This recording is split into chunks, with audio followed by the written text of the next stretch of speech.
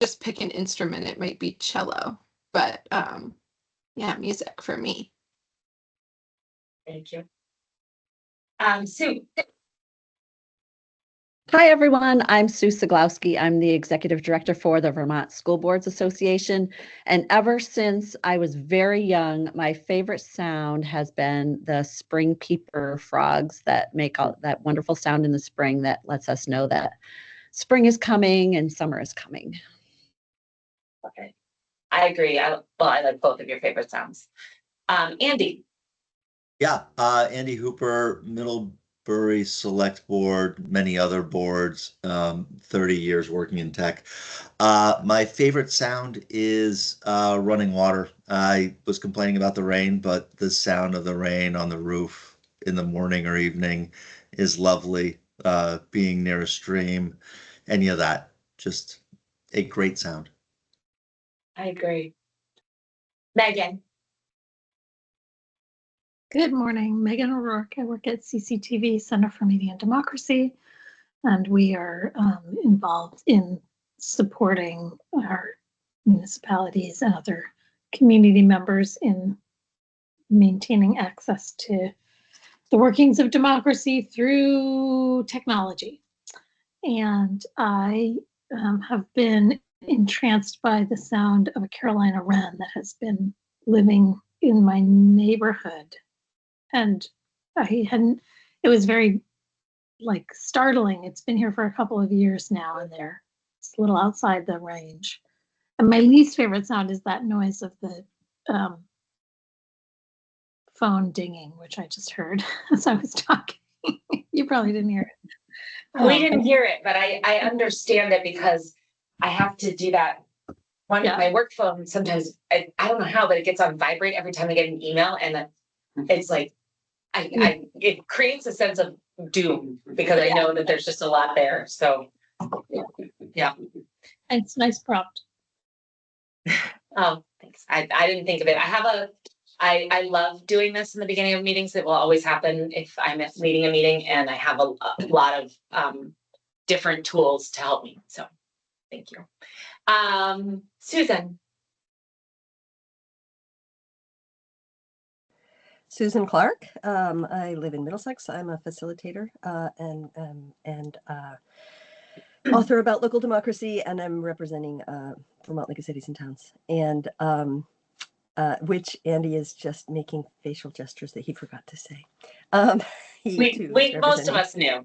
Most of us knew. Exactly. Yeah. And let's see. Boy, it's so hard. I am a big lover of harmony of all kinds. So that would definitely be a top one. But I have to say the sound of geese flying overhead, either spring or fall, and when you can hear them honking, but also sometimes at night you can just hear their wings. It's quite a magical sound. I agree. Cynthia. Hi. I love that we're all thinking about birds, because immediately what popped into my head was hermit thrush singing in the sort of the back of the woods early in the morning at the end of the day. That's my favorite sound. I'm in Thetford, Vermont, and I am a self-appointed advocate of democracy, guardian of democracy, keep people accountable. And currently I am trying to encourage my town to have a big old semi-quincentennial anniversary party next year. Awesome. Sean. Sean Sheehan, Elections Director here at Secretary of State. I'd go. No, hard to decide between loons and red-tailed hawks. One of the two, and different. Nice. Loons are so cool, especially when you're camping on a lake and then you wake up to the sound of the loons. Yeah. That's pretty amazing. Yeah, that is the best. Kelly.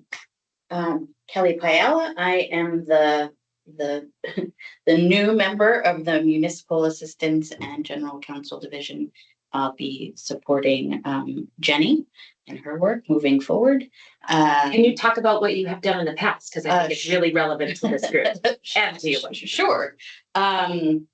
Most recently, I was working for FEMA doing flood recovery work with Vermont municipalities, but prior to that, I served in the legislature for 7 years and was a town clerk for 13 years and did those things simultaneously. So I am really excited to now be with the Secretary of State and supporting all of the things democracy. And this is my first like official meeting doing anything since I started this week. And I'm really glad to be here. We're excited that you're here. Yeah. It's really good. I think it's going to be a really good fit all around. And my favorite sound is I'm going to have to agree with Sue and go with the peepers. That is you know, it is a sign that we are out of winter and it's so time limited too. Like it doesn't last that long. Yeah, it's a very, you know, like special moment in the year. And yeah, it's They just seem like they've been louder this year. Maybe you think that every year. It just surprises me. But yeah, right. never- For such little Yeah. little beings, they are mighty when they start singing. Yeah. So my sister had a friend that put a decibel meter. They have a little pond, my sister and brother-in-law at their house, and their friend came over with a decibel meter and said it was over 100. wow. Which is crazy for something that Right, small. right. But That's a nuisance in our town. Oh dear. But they don't accept a citation very well. Right. Yeah. Slippery little suckers. Okay. Thank you. Thanks for indulging me with that. It's just, I love doing that because it's a good way for everyone to feel a little connected with each other. So hope that it works for everyone. So the way that I broke up the agenda, we have 2 topics that we're going to talk about today. The first is we're going to continue our topic from our last meeting, which is running effective meetings.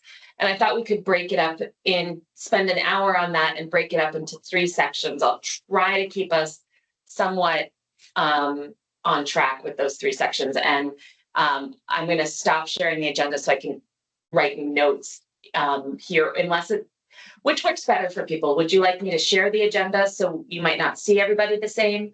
Or would you like me to stop sharing the agenda so we can all see each other? Do people have a preference? I like seeing people. I like seeing it would be people good to see the notes every once in a while so we know that we're being recorded well. I also did start the recording and we also have a transcript going, just so people know. So we have that as well. But I will do that. What I'll do is I'll stop sharing. And then when we switch topics, but in topic 1, I'll share again. And then so we can review, and then I'll do that after each topic. Because I understand that inclination.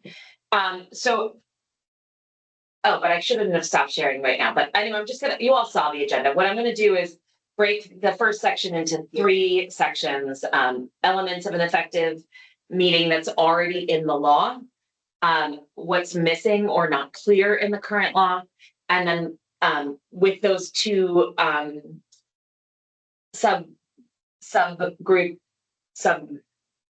topics in mind, what topics should be addressed in a best practices guide. Because really the first thing that we need to do as a group is think about a best practices guide for running effective and inclusive meetings. So this is probably the biggest task that this group has to do. I think this will probably need to run through multiple meetings and be augmented as we continue to grow and learn together and hear each other's perspectives.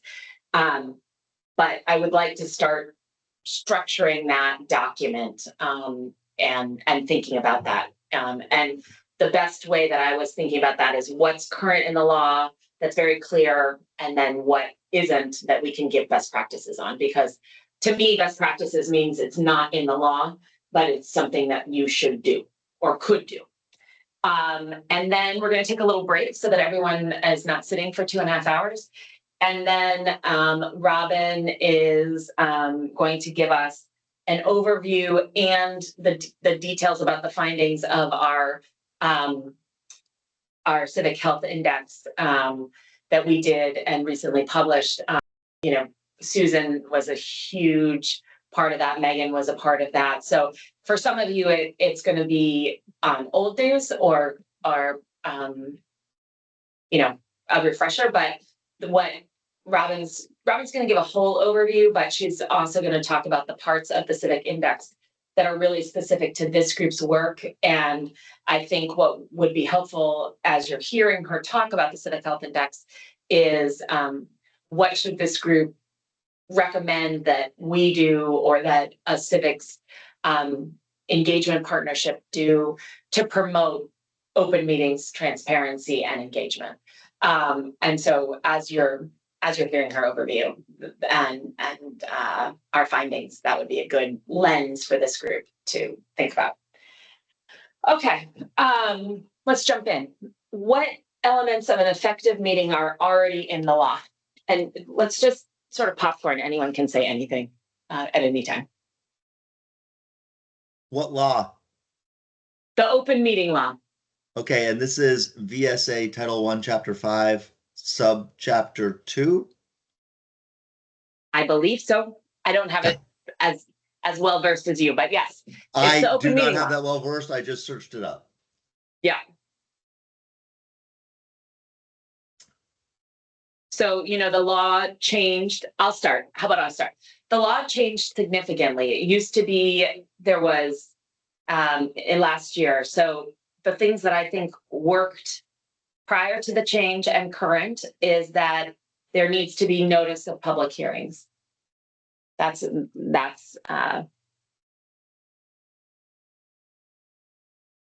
that hearings need to be accessible to the public.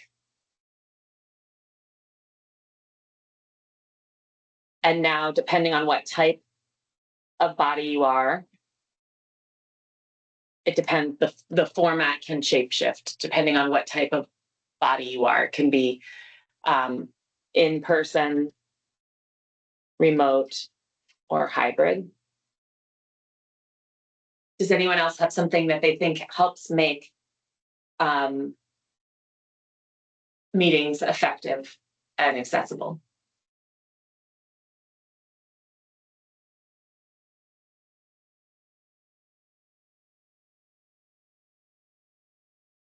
The recording requirements, which are currently for municipal, it can, if you're just, you need to make at least an audio. How about how the audio and or notes are made available to people currently here? We have to ask our assistant town clerk for them, which takes time out of her day. They're not accessible just for anyone 24/7. Okay, that's something that, Cynthia, did you say that? Yes. Yeah, okay. Cynthia, that's something that should be happening. What type of body is it? Select board, planning commission, Are they making an audio recording or a visual recording? both. Okay. Yeah, I'll have to look. I know that for state bodies, those need to be posted. I'll have to look at the law more closely, but I don't have it memorized. Okay. That's a question for me. I'm gonna have to look at whether municipal have to post. I should know. Does the town have a website? Does your town have a website? It does, and there's meeting minutes sometimes that come up within the appropriate time period. But yeah, you still have to ask for any audio or written. I mean, visual, sorry. Okay. Yeah, the bullets on our site say. It says it needs to be posted, right? Yeah, it says post in a designated electronic location. If the town has a website, because the legislature didn't want to mandate that towns create a website, but if you have a website, you're supposed to post, and I didn't think there was a distinction between muni and state. No, it's a state and local decision making, just If you're, if you're non-advisory. Is there not a I thought there was a requirement, there's not a requirement that towns have a website now where they post the minutes? No. Okay, The legislature is pretty hesitant to do that Sure. because of the wide diversity of our towns. That doesn't mean that that's not something that, I mean, very candidly, you know, the legislature could have a fund that would help towns stand up websites, and that would be something that would equalize democracy a little bit across our towns, because a website really does help with a lot of town functions, and would improve people's access to information. But Megan, it isn't a requirement because we have so many different types of towns. yeah, I remember it being discussed a few years ago. I just didn't know which one. Yeah. Okay, It was very actively discussed last year with these changes because of the posting and so you want us to be looking at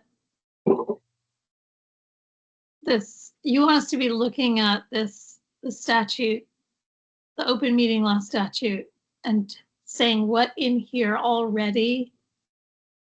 yeah.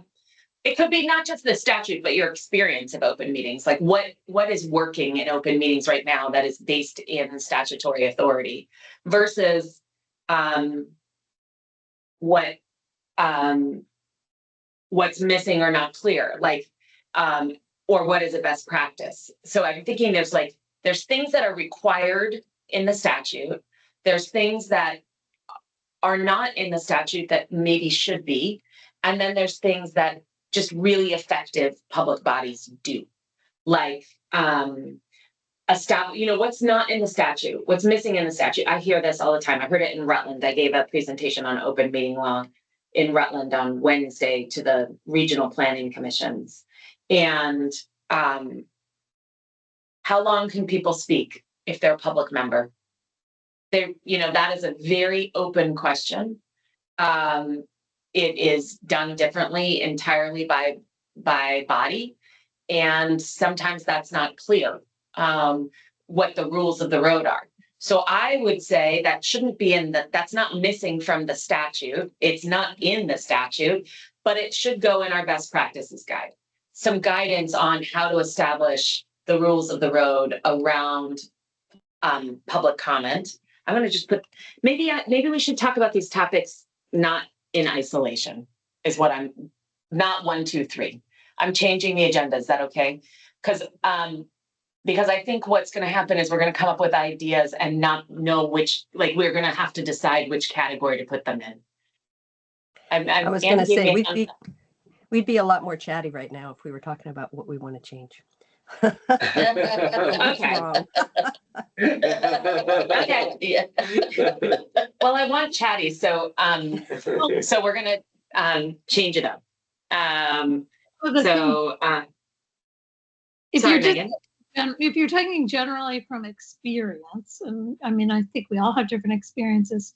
One thing is when the chairperson is able to acknowledge and connect together the people who are in the room, the people who are on Zoom, and the people who may be attending the meeting later through some sort of recording, and acknowledging that all of those people need to kind of have a seamless experience. So if folks are referring to a graphic and the camera isn't picking up that graphic, or the people on Zoom can't see that graphic, making sure that everybody, making sure everybody has a seamless experience with that. And, I just was in Mount Mansfield, the chair of the Richmond Select Board was talking about his experience, making sure that, when he's bringing something up, he makes sure the camera is focused in the right place.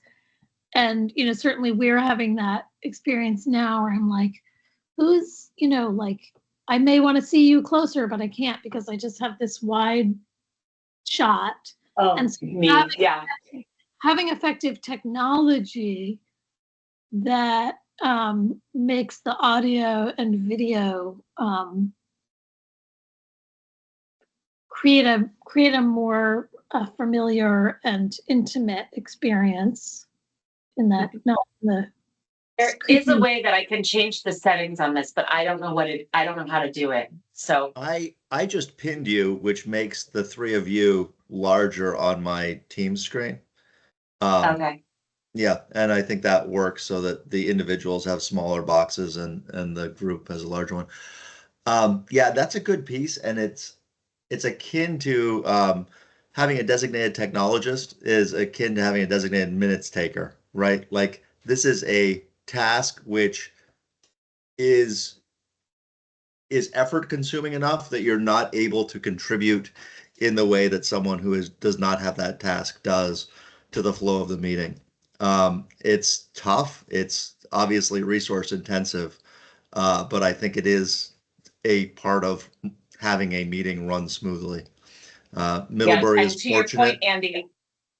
Oh, sorry. I didn't mean to interrupt you. Middlebury is fortunate that we've got multiple staff people who attend select board meetings and at least one staff person who attends DRB and planning commission, all of that, so that they make sure that Teams runs right, that Zoom, and that Well, any reference documents are recorded by Zoom through the share. But I know that a lot of bodies don't have that luxury.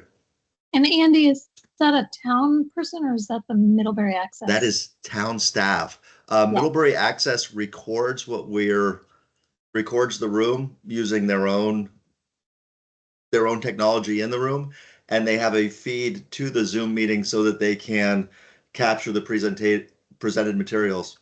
Yeah. So when that's the focus. Yeah, exactly. Yeah.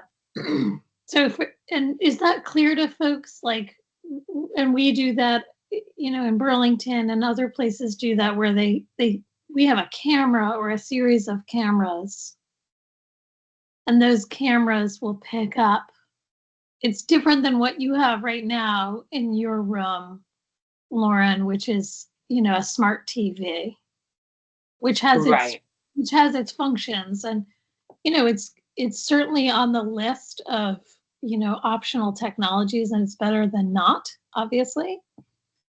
But when, you know, the city of South Burlington, for example, hires us, so they don't have to hire, you know, we then can manage it. Put it this way, if the city of South Burlington had to hire one person to come in and run all of their meetings, they would be in a pickle because that's a hard job to fill. Right. But we can fill that with multiple staffers for them. And I think that's a place of anyway, that I put it in good quality, good audio and video quality that makes the experience useful.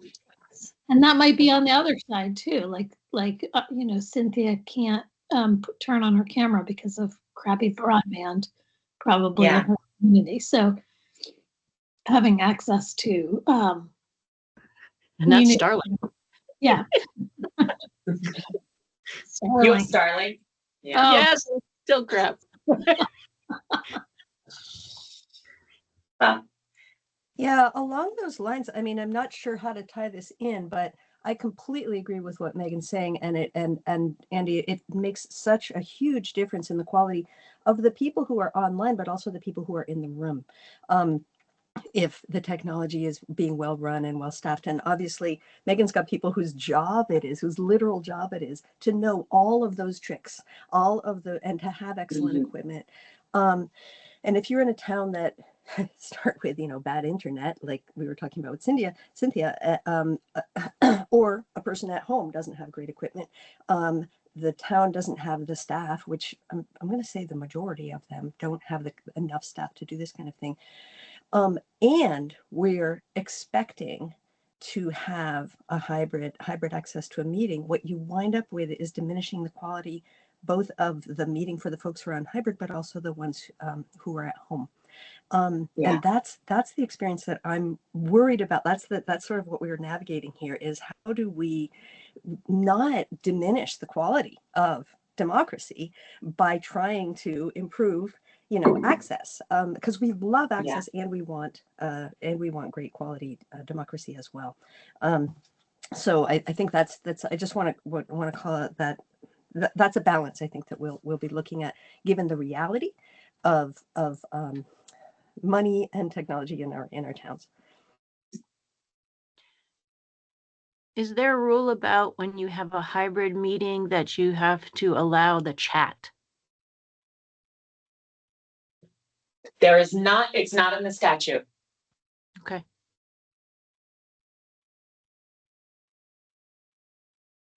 Our select board just declined to acknowledge any of the chats in the hybrid meetings. And they're not announcing that, so people don't know that their chats are not being looked at. And the thing to do there would be to disable the chat, which again requires familiarity with the platform. I will recommend that to them. Or to use the chat in a very specific way. Because the problem with disabling the chat, Andy, is that, in our case, it will get information like, hey, I can't hear. Right? Sure. So using chat for very specific, non-germane, the chat can be used for,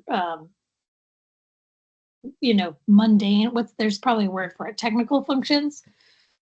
Yeah. And on the YouTube, we use YouTube to live stream the meetings as well. So besides having them on Zoom, you can also watch them. And surprisingly, a lot of people we'll have hundreds of people watching a Burlington City Council meeting. Yeah, and I know, and they're not on the Zoom. Yep. Right. So, and we post. So that's a great point, Cynthia, is like making sure that people understand what these other avenues. So we post, our technical people post, this chat is not monitored by the municipality or our staff. Although I do tell staff, if somebody asks a question or somebody says, I can't hear you, do pay attention to it. So some people If you record a Zoom meeting and make that recording available and chat is enabled, right? Like that chat is part of the recording? Not necessarily. Okay. And certainly on the live stream, like in the early days of, because I spent a lot of time like in the early COVID days of recording, actually like being somebody who was recording these meetings and live streaming them, I would actually move the chat into the window because it wasn't clear, so that if there was anything going on, it was recorded as part of the video.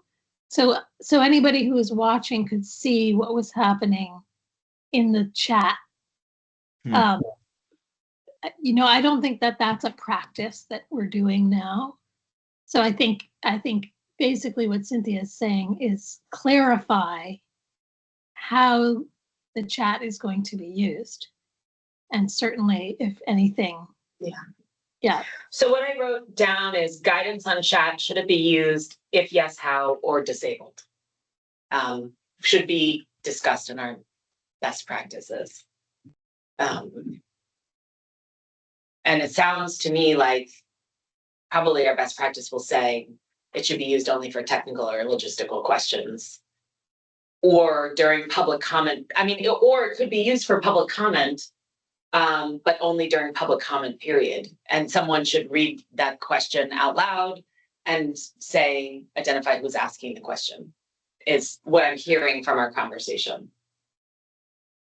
Yeah, because then you get into a question of, does that stuff need to be recorded as part of the minutes? So if somebody says something in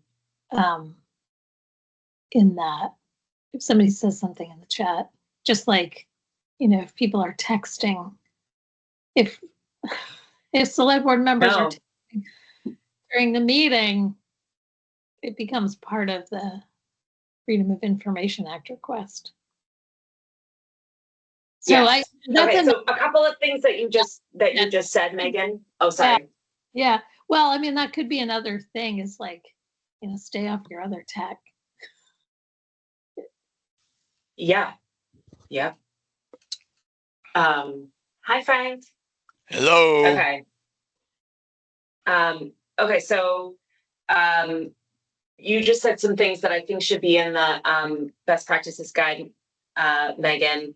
There should be guidance on external tech during a meeting. Minutes, what should be in them?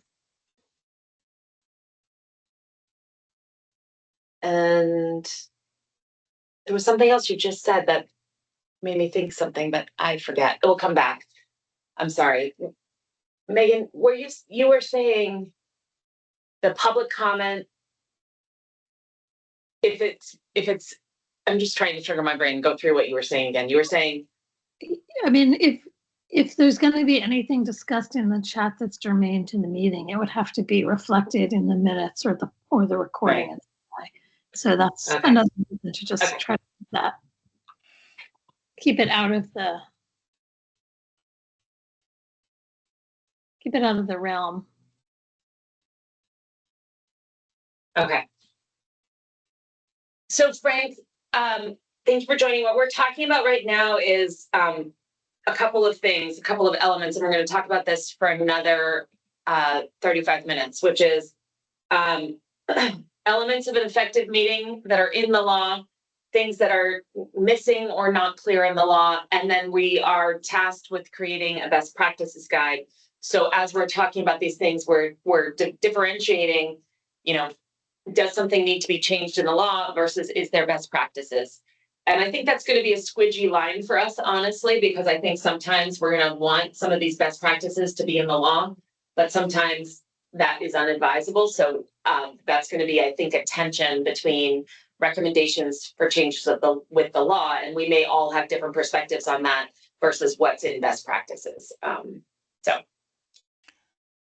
And I'll just for Frank's benefit, I'm going to share, and because you guys haven't seen what I'm typing, I'm going to share the agenda again so that he can see where we are and see what we've discussed. And then you guys can just let me know how I'm reflecting our thoughts here. And I probably haven't said this before, but I hate typing in front of other people. I am a dyslexic person. And I'm a very bad speller. So just give me a lot of grace. I do spell correctly ultimately, but not initially. And it causes me anxiety. So, but I'm happy to do it. I'm trusting you. And I just told everyone who wants to see this recording that I don't like it. So practicing vulnerability.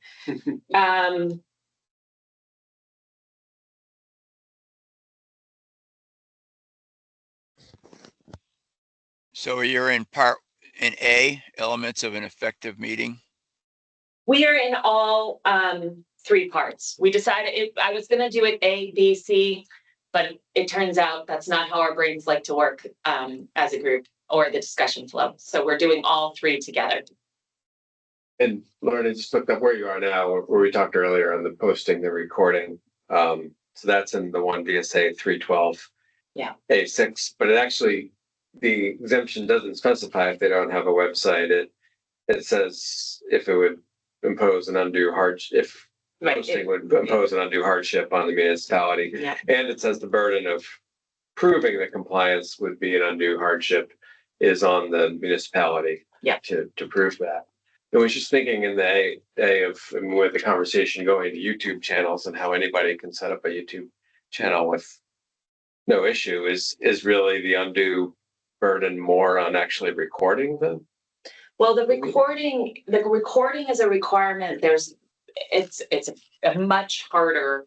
There's an undue hardship exemption to the audio recording for municipalities, but when I've been giving trainings on open meeting law, I'm really recommending that nobody use that because we carry around recorders with us all the time. Yeah. And I think it would be pretty hard to defend not doing at least an audio recording, which is what's required for a municipality.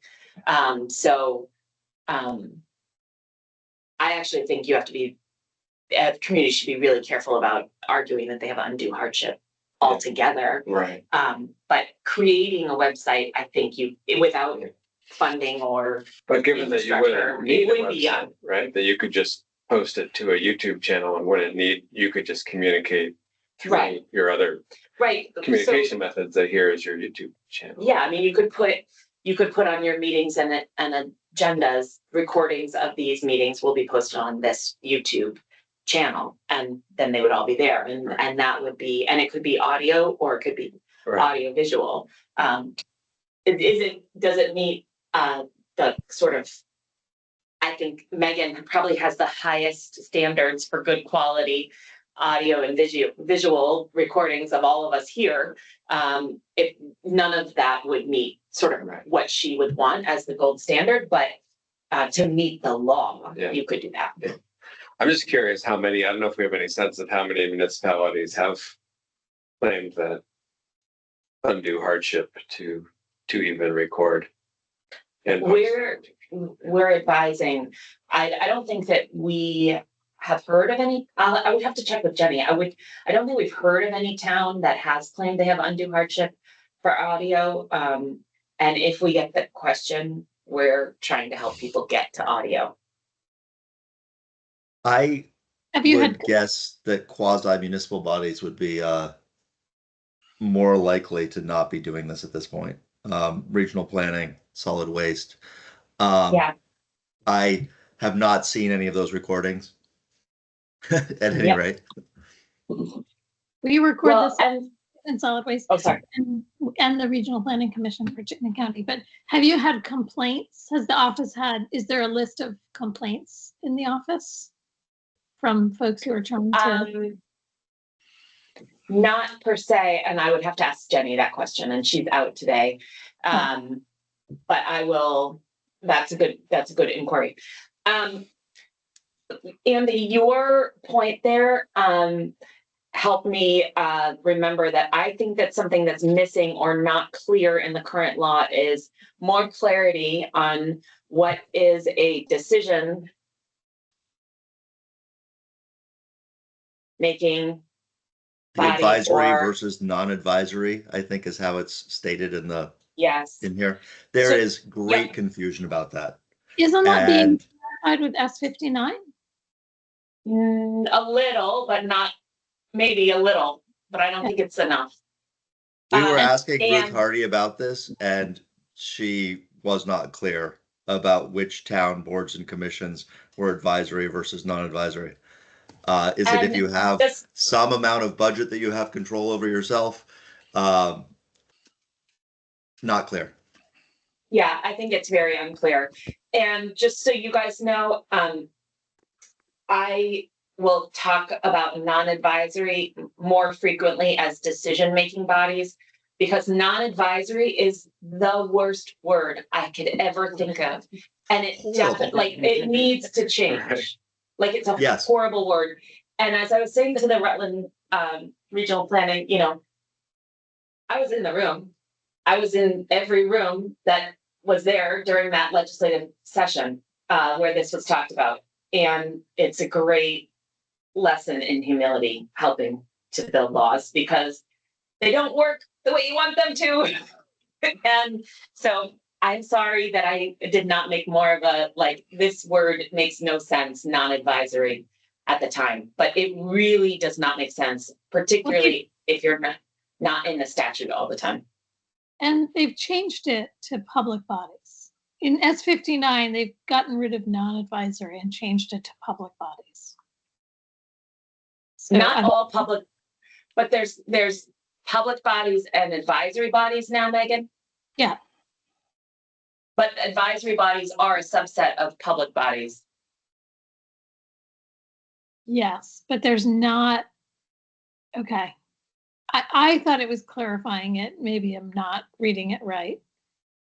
I'll have to look at it again. I've looked at it a couple times, but I haven't been as involved this year. Yeah. Frank. Have you shared the slide you shared in Rutland? It's not on the video yet. but could be amended to go on the video, and because you built it in pieces, where you show the advisory and non-advisory, and you get into decision making, which is correct, because the Yeah. public really should know and have access to interactively, or at least audibly, to how the sausage is made, which is what a planning commission does. In our town, there's definitely a split in the planning commission, confusion based on past advisories as to whether we were advisory or non-advisory. And I was saying, well, it's how the sausage is made, and it's made at the planning commission where decisions are made, for many levels. So I think that term making sausage is something that the public is really interested in knowing how that happens. Right. It's really important that, and that's where, you know, our office gets into a really, that's why I think there should be more clarity in the law, because people call our office to ask, am I advisory or non-advisory? And a planning commission is a great example of that. That's probably one of the more gray areas. And so we just advise that you treat yourself as a decision-making body, because you can't be wrong. If you treat yourself as a decision-making body, you can't be wrong. But if you treat yourself as an advisory body and you are a decision-making body, you could be wrong, right? So so we've been saying that we think that planning commissions should treat themselves as decision-making bodies, because they are making incredibly big decisions. They don't have final decision-making power, but they are making decisions that are acted on.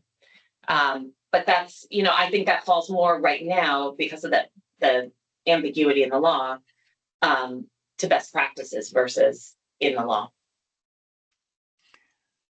When I was the vice, oh, sorry. Go ahead. Oh, you're good, I'm sorry. Cynthia. Go. When I was the vice chair of planning here briefly, I tried to get people to focus on what we were doing by saying that we were doing the heavy lifting of thinking about things, so the select board would have all of the possible options from which to choose.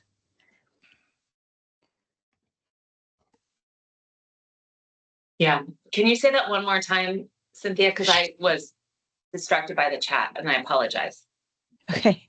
So I was just saying that when I was the vice chair of planning here, that the way to try to focus the others into figuring out what we were supposed to be doing was to say that we were responsible for the heavy lifting of thinking about things thinking them through and researching them thoroughly, so that the select board could then choose the right direction to go from our findings, which would be the advisory very strongly. And yet we have one person who's both on the planning and the select board. So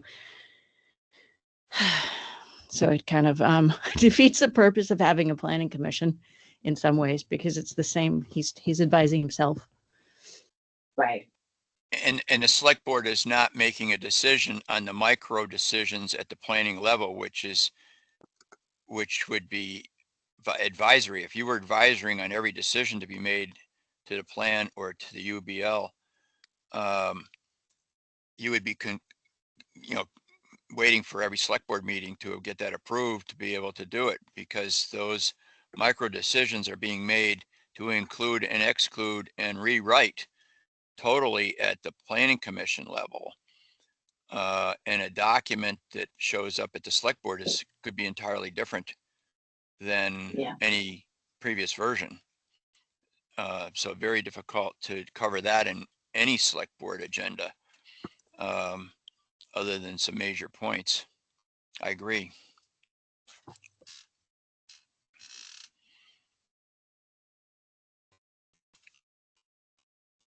Okay. Can I say one more I'm going thing? to move us out. I'm sorry. I'm going to move us out of planning commissions, because I really think we could probably spend the next 2 hours on planning commissions. It's just a very hot topic. And Susan, I see that you are saying, let's stop screen sharing. I can do that. So we can see each other's faces again. And I want to just do a little timekeeping. We have about 20 more minutes to talk about what topics. It feels like mainly the most relevant thing is what topics need to be addressed in a best practices guide. Susan. Yeah, I posted a couple of links just because I think this is a really rich conversation and we're coming up with some really specific stuff that I think is really useful. And I just want to say, in case it feels hopeless, that there have been some great groups that have thought about this very question in Vermont, Okay. Who have come up with some actually really useful tools, I think. And so I've linked to a couple of them, and they're just things that we could draw from. One of them is the Vermont Council on Rural Development Leadership in Action Guide. Another one is something that Public Agenda did. School Boards Association and Vermont Community Foundation and VCRD brought in the national group Public Agenda to help do a training on public engagement writ large with a Vermont focus. And that's what that Strengthening and Sustaining Public Engagement in Vermont guide is. And I guess that would be one other thing that I would add is we're talking about effective meetings. Wait, Susan, can I just ask, talking about chat and the use of chat, can you send those to me in an email so that I can find them later? Because what will happen is, because you put them in chat, they'll always be in chat and available to me, but they won't be available to external people. And then I'll forget where you put them. But if they're in an email and I say, Susan is going to email these resources to me in this document, then I can search for you and find them. So I will sorry do that. To just pause there. I just want. Yeah, we may want to, I mean, I can send them to everybody as well, because That'd be they're great. pretty extensive, and I actually think they're pretty good. And one of the things that they that they do, we're talking about effective meetings, but I actually think I think that if we were going to do a best practices, one of the best practices that we can do is not do everything in meetings, or not do everything in public, like basically be more creative in how we engage the public, be more creative in how we bring people into the public conversation. And these talk about that, so that a select board might think that the only way to get public comment is to invite people to a select board meeting, when in fact they could be holding a different kind of meeting that looks entirely different. As long as it's warned properly and it is under open meeting, you can do all kinds of stuff that make people understand their democratic connection to the town better than having 2 minutes at the microphone. And that is absolutely nationally recognized best practice. This is not just a theory. So how I'm taking that is think about what can be done in a meeting and how we engage people in a conversation, think about different forums, etc. Or formats. Is that a fair summation of what you said? Sure. Use different formats for public engagement. Yeah.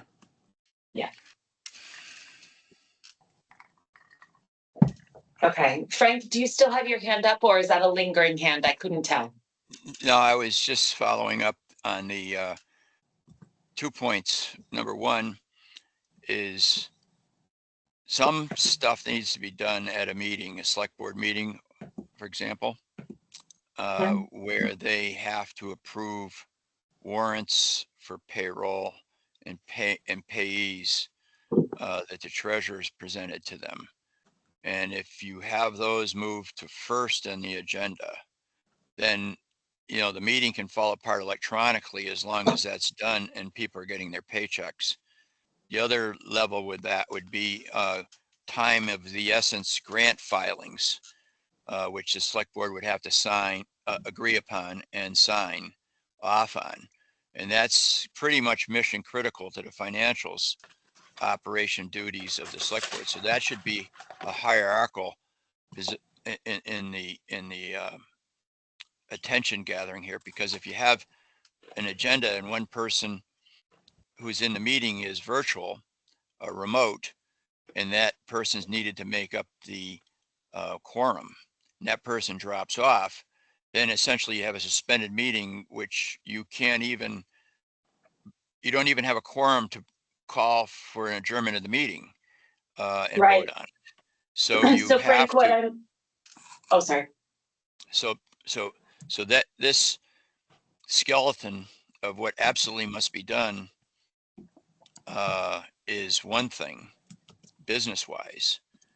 And then we have another separate topics that get covered in various meetings that is related to what I was saying before. But I was just thinking of somebody who was working on the town crew or something, road crew, and they need the paycheck to pay their mortgage. And if Okay, there's no Frank, approval of the warrants, that's a I'm gonna problem. interrupt you for just 1 second, because what I'm hearing you say, and I just want to confirm, and I'm adding something, and I want to make sure the group agrees, is think about the agenda and the priority of the agenda items. What is essential to the business of the body? And the piece that you are not saying that I would like to add is think about what topics are most important to the public. Because I've gone to meetings where everyone knows why everyone's there. And the thing that everyone wants to talk about is left to the very last moment. And that is really irritating as a public member. I understand why bodies do it because you get people to leave your meeting, but that's not accessible. So I don't love it. Do people agree with that? That is absolutely the case. And you're right. That is not running an effective meeting, or at least not running an inclusive meeting.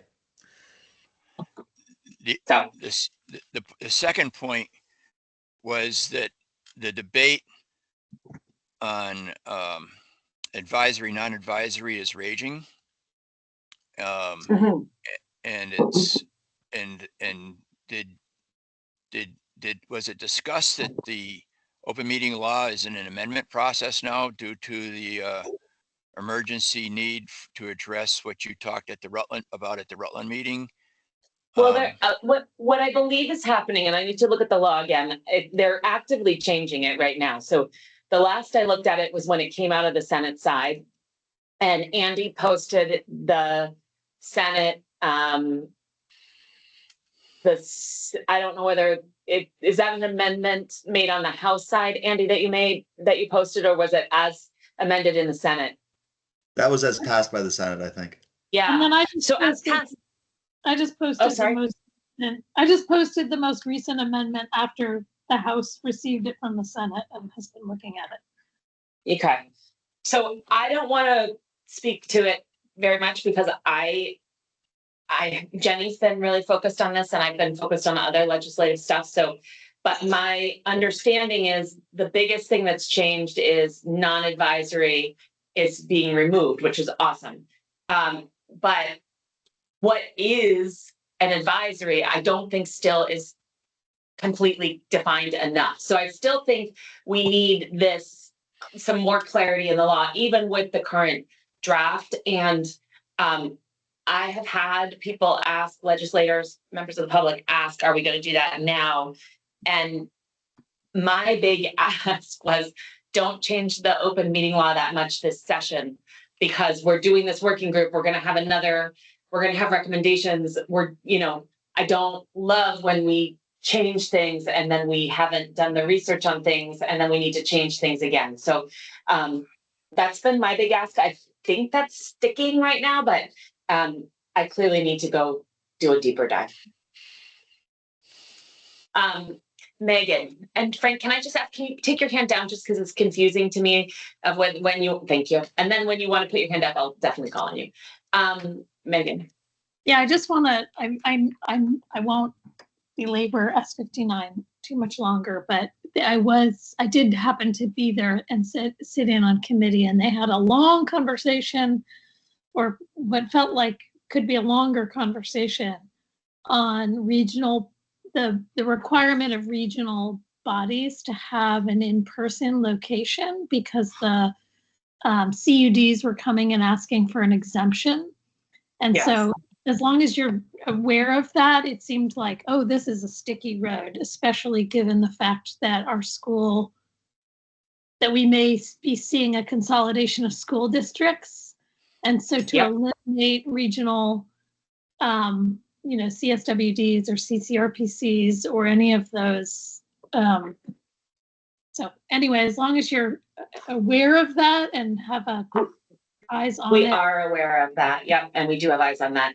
And just so this body knows, we have testified about the school redistricting a good amount based both on the election law changes that will need to happen, but also the open meeting law changes. And our strong recommendation is that it be clearer in the law what's required for the wards, because like what's required for these school districts. And our recommendation is that the law requires a certain number of, always has a physical location, and which it would, but that also that if depending on the size of the districts, or maybe even not, if there's wards within the districts, which looks like there will be, that there be public meetings required in each ward every year, so that people don't have to travel all the time to a place far outside of where they are. I think that would be, it'll help communities with the adjustment of the bigger districts. So, Frank. Because on that, I think, so sorry, Frank. Oh, no, go ahead, Megan. I just think on that, back to like what makes an effective meeting is a consistent and familiar location for the in-person format. Yeah. And so whether you have to find, even if nobody's going to show up in person, when they do want to show up, they need to that needs to be a consistent and familiar location. Yeah. Frank. In the word, because they're amending it now, the question becomes, can this body come up with a preliminary report to fit into this legislative session regarding cleaning up the advisory, non-advisory with some definitions, and particularly addressing the planning commission? Frank, roles? I think the answer is no, because we are at the 11th hour in the legislative session. And I think that this is such a hot button topic that it would require a lot more discussion. So I totally understand the inclination, but this office is not going to make that recommendation, because we have like a week and a half, 2 weeks left. And any changes that are made on right now also then have to go to the Senate side. It's very logistically challenging at this particular moment.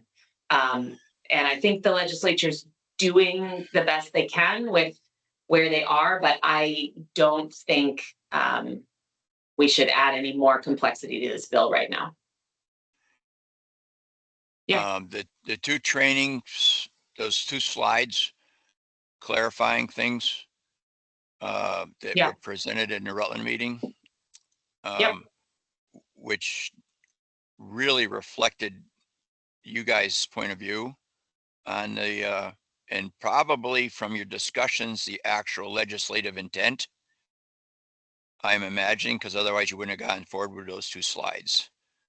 So I think that needs to be endorsed and certified as being the rules of the road going forward, especially for open meeting training sessions, if those slides are used, that at least it reflects the legislative intent, which then people don't have to go running to their lawyers about, or they can present that to their lawyer saying this is actually reflecting legislative intent,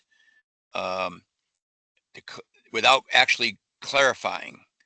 I'm just on, because I don't know if a lawyer is going to understand this myself.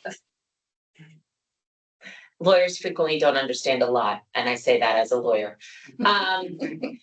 So I think that what Frank is referring to is the secretary and I, when we give this presentation, we really talk about the intent of open meeting law. And if you ever have a question about what you should be doing, you really need to defer to open and transparent and accessible access, and defer to that, which is why our recommendation is two planning commissions, if you feel like you're in the gray, treat yourself like you're a decision-making body because you can't make a mistake.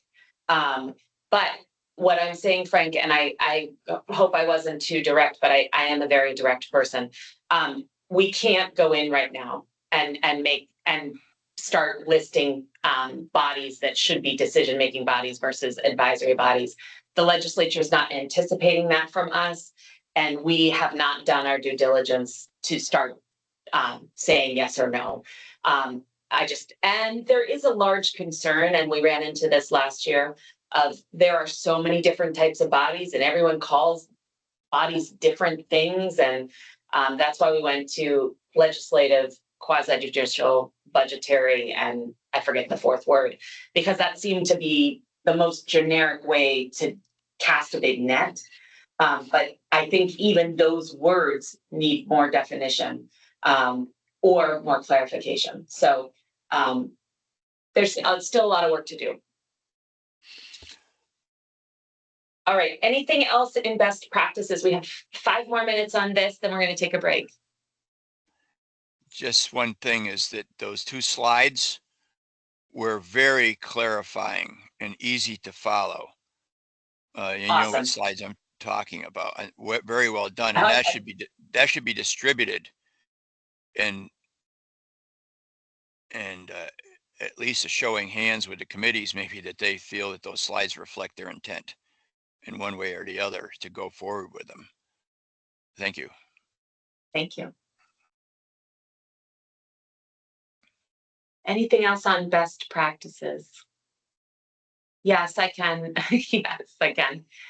I have a little bit of changes in that PowerPoint, but I will work on that and clean it up and share the whole deck with this group. I guess Megan. it seems important to say accessibility practices. And that's the whole gamut of language access, translation, avoiding acronyms, helping people to understand. So, you know, accessibility. It's really important. I know. Is quorum the elephant in the room? Because in small towns like Vershire, they only have 3 people on the select board and they can't ever go to the same party. Oh, yeah, we can talk about that. When are you having a meeting? I thought they can go to the party as long as they don't talk about town business. That's correctly right. But there's often the appearance from folks outside the circle of conversation that potentially town work is being done. Bad optics. Yeah. And it's bad optics, but we don't want to stop people from going to the same wedding or, I mean, small, you know, like small towns are small towns. Like I can't go to the grocery store without meeting a lot of people. So, you know, I think we, and, you know, I think that's sort of going upper level. You know, I think, I don't know what you guys think about this, but some public bodies publish sort of their best practices, adopting a lot of things, which is making it very clear to the public that, and some chairs do this is this body's time to talk about these topics. And then at the end of the meeting saying, the discussion among the members of this body are closed on these topics, and we will not talk about these topics again until our next meeting. You know, that can be really good for the public to know when they see you out in the world with each other. Because then they know that you've made a public record that you're not going to talk about those topics again. What I'm going to say is, what I said is, when are you having a meeting? And then I'm also going to say public notice of rules of the body. One thing that came up in that Rutland Planning Commission, Frank and I have been spending a lot of time together this week, is email. You know, it's really important that that public body members, like a member of a resident will email every member of the body the same question on the same email string. And there needs to be some clarity and rule established with the body of how you handle that. So yeah, email, yep, front porch forum.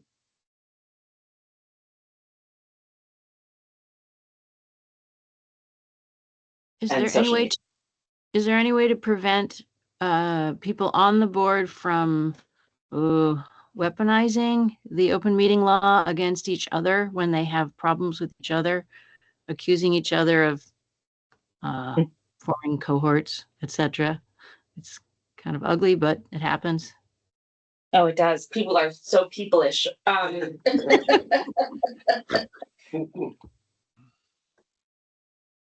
So I'm writing down, Cynthia, from that, what to do when OML, and I'm gonna also say public records requests are used as weapons. And that can be member on member or public on body. That can go many different directions. I've seen it. All right, I'm gonna share this screen again because we're almost at time and I wanna make sure that you guys, that I haven't missed anything. Frank. Yeah, on the email side, the emails are public record, and I'm assuming they have to be stored. Are they going to have a 30-day time frame that they're stored, or are they going to be stored indefinitely? Because the storage hurdle becomes a whole different technical question. And I don't know if any towns are doing it, storing their emails. And some of them have Gmail accounts and things. So Many towns are. Yeah, Gmail, and and they're not keeping the emails in an archive of what goes on from select board to select board member or to et cetera, which I'm wondering if that is something that is, because the emails seem to be in the open meeting laws and in general is a public, is going to be kept available to the public somehow to be examined.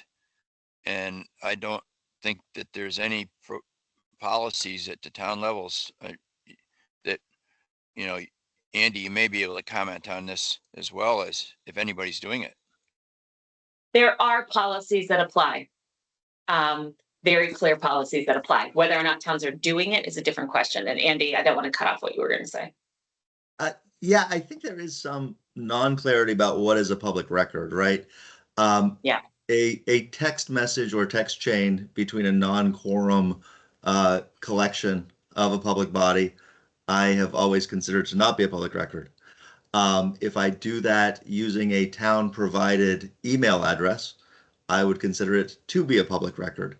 And then it has to do with the technology behind things and whether things are preserved and available for request for public records and all of the various technical follow-ons that come from that.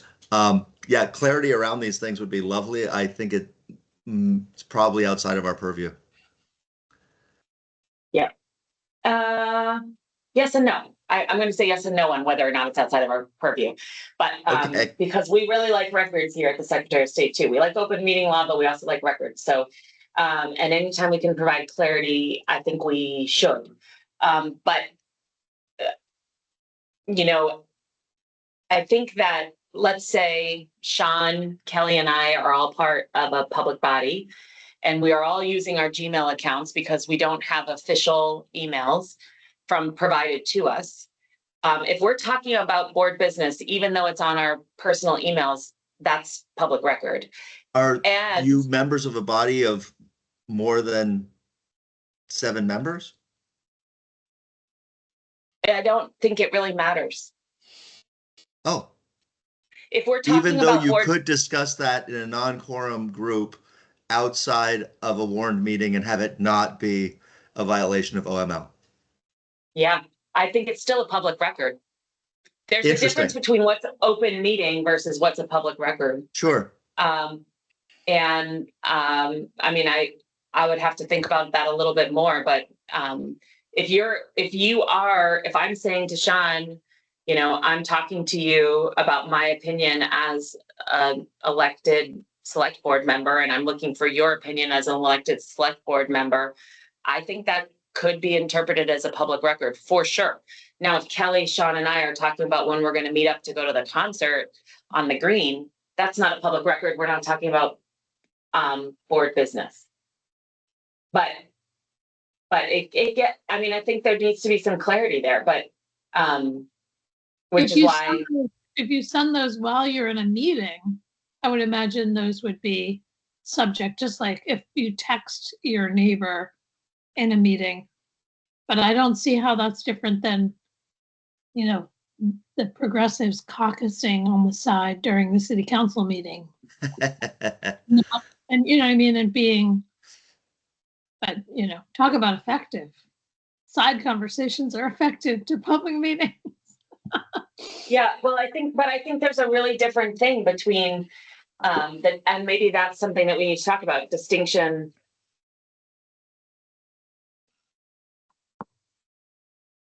Lost you. I stopped talking because I was thinking about typing, sorry. No, Distinction between open meeting and public records. So here's the thing. I know that anytime I email a legislator or text a legislator, that is a public record.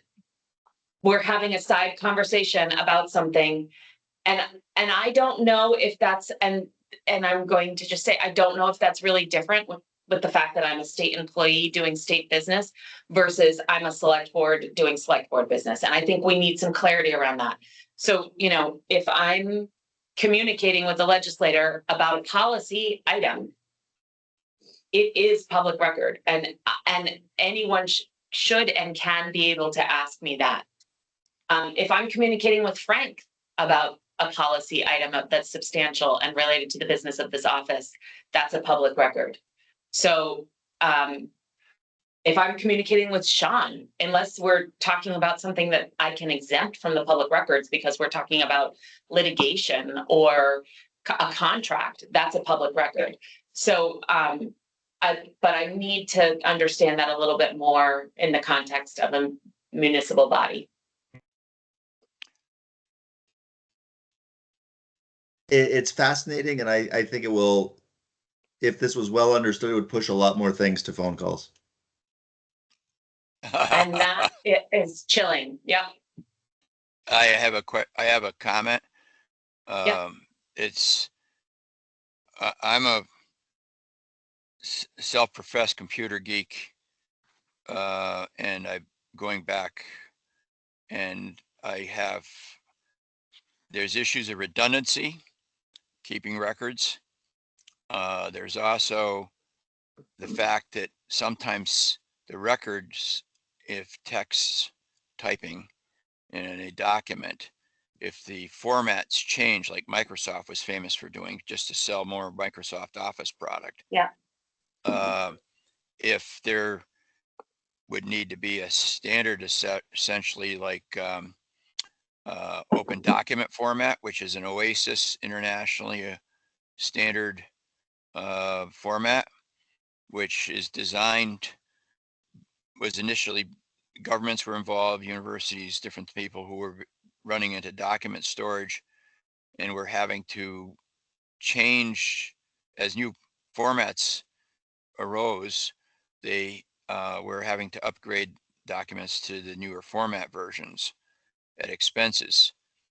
And so the OASIS open document format was a solution where in the future, no matter how far in the future we go, that those documents will still be accessible by the current technology of the future. Looking back at the documents, and most Office Suites word processing platforms would have the ability to do open document format. Yeah. And So I don't know if you want to comment on that at all, Frank, Andy, or not. I'm gonna cut you off on that because I just wanna, I wrote how to best store artifacts of the body, recordings, minutes, agendas, emails, texts, public comments, etc. Because we may want to talk about that in more detail, but I also, we're now 10 minutes into our break. I want to make sure that we have it. And yes, Susan, I'll add that. Susan's talking about facilitation, best practice training. I'll add that to the list, and we'll regroup here in, let's say 7 minutes. And I'm sorry that I didn't give you the full 15, so I apologize. I need to take the facilitation. So, all right. 5 minutes. Thank you. Let's put ourselves on mute and.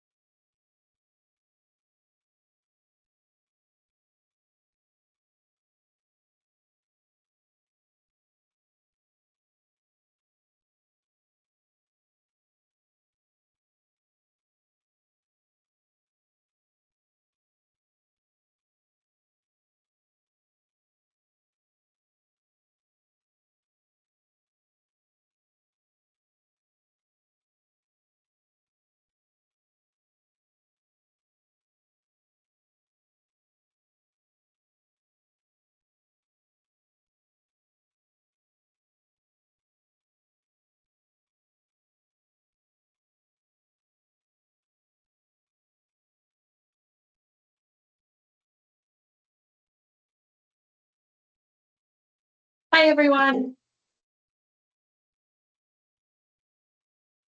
Okay. I'm going to stop sharing unless did someone have anything more in the break that came to mind? That's bad facilitation to open up a previous topic. I have one very self-serving request, and maybe this would come up in the, for various organizations, but specifically when it says involving someone who is dedicated to good quality audio and video, and probably similar around facilitations, naming the organizations like VCLT, Vermont Access Network, naming specific organizations that. Yeah, I think we'll do that when we actually get into writing the guide, like resources available. Yeah. Okay. Hearing none other. Robin, I'm gonna turn it over to you, but I'm gonna just introduce Robin a little bit more than she introduced herself. One of the big priorities of the secretary upon taking office was to increase civic engagement. We hired Robin as the director of our civics program. She's done an amazing job on a whole variety of topics, including the Civic Health Index, which has been a big part of her work, but also just a wide variety of things. She's really taken a lot and taken something that was, green grass and made a whole city park. So it's pretty awesome. And we're really proud of the work that she's done and of her and of the Civic Health Index. Again, which many of you have been engaged in. We do have a digital copy of it available on our website. I can make sure that you all have that as we are sending around the PowerPoint. I'll send a copy of the digital version. And with that, I'm going to turn it over to you, Robin. Oh, she put it in the chat. Perfect. See, she's excellent. Yeah, don't get excited. That's the easiest part for sure. All right, so I'm gonna go ahead and share my screen. We have this slideshow. Just give me a moment to get set up here. Okay, we're seeing the correct thing. Yes, thanks, Megan. I see nodding. So I guess before I jump in, I just want to acknowledge that some of you are very familiar with this and really appreciate all of the support we've gotten. Megan was one of the very first people I had a conversation with when we were considering doing this project and informed a lot of our early thinking about partnership and trying to bring in different voices. And then Susan was really our editor and helped me put together something coherent, especially with the framing of all of this. And so I'm just can't overstate how grateful I am for her support as we got this off the ground. I think what we're going to do is I'm going to give the presentation that we have been giving so that you can have some context around the project and some of our findings. And I'll go more quickly over some parts than others and, try to focus on what seems most relevant to this group. But I have my two screens up in front of me so I can see the chat right now. And I can, if you want to ask clarifying questions as I go, please feel free to do that or raise your hand. But I'll try and get through the initial presentation piece rather quickly so that we can spend more time talking about it. But feel free to interrupt me, I guess is what I'm saying. So our Civic Health Index is based on a framework with this organization called the National Conference on Citizenship. And we're the 37th state that did one of these reports. I actually just met the person who wrote Maine and New Hampshire's Civic Health Index, who's been hired as a professor at Vermont Law School. So that's an exciting future resource to have available. But this organization, National Conference on Citizenship, holds a data set that is based on census supplement and looks at a wide variety of civic health indicators. That's the word we've been using for the different findings. And so we worked with a lot of organizations early on to kind of look at those indicators and think about the story that they were telling for the state of Vermont. And, you know, we asked people at a really early meeting, like, what does this idea of civic health even mean to you? And these are some of the responses that we got. I'll just give everyone a moment to read through those. I don't need to read them all out loud to everyone.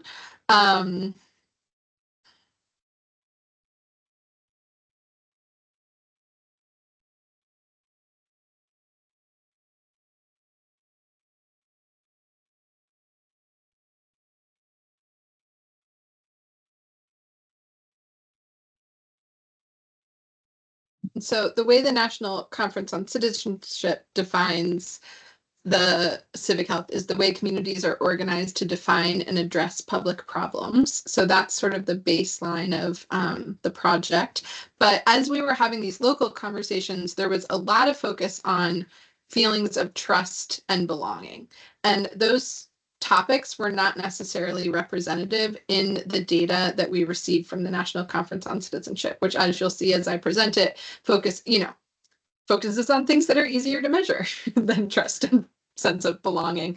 And so we worked with this group of partners. Their logos were all here on the front page, but especially the Center for Rural Studies at UVM, Vermont Humanities, Up for Learning, and the AmeriCorps programs in Vermont to try and pull in other data across the state that would tell more of a story. I think really early on, we learned that this was going to be our first round of this report and that there's a lot of learning left to do with new research, but the first report was more of a curation of data that's already been available in different forms and kind of pulling it together to get a baseline.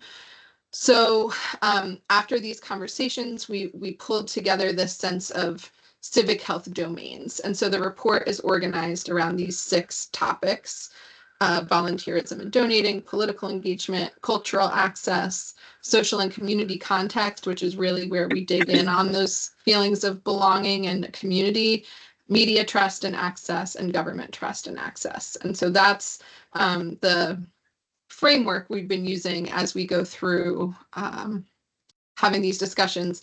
And I think, you know, for this work, political engagement, government trust and access, and media trust and access are probably the 3 most relevant. But as we certainly learned going through this process, there's a lot of overlap as well.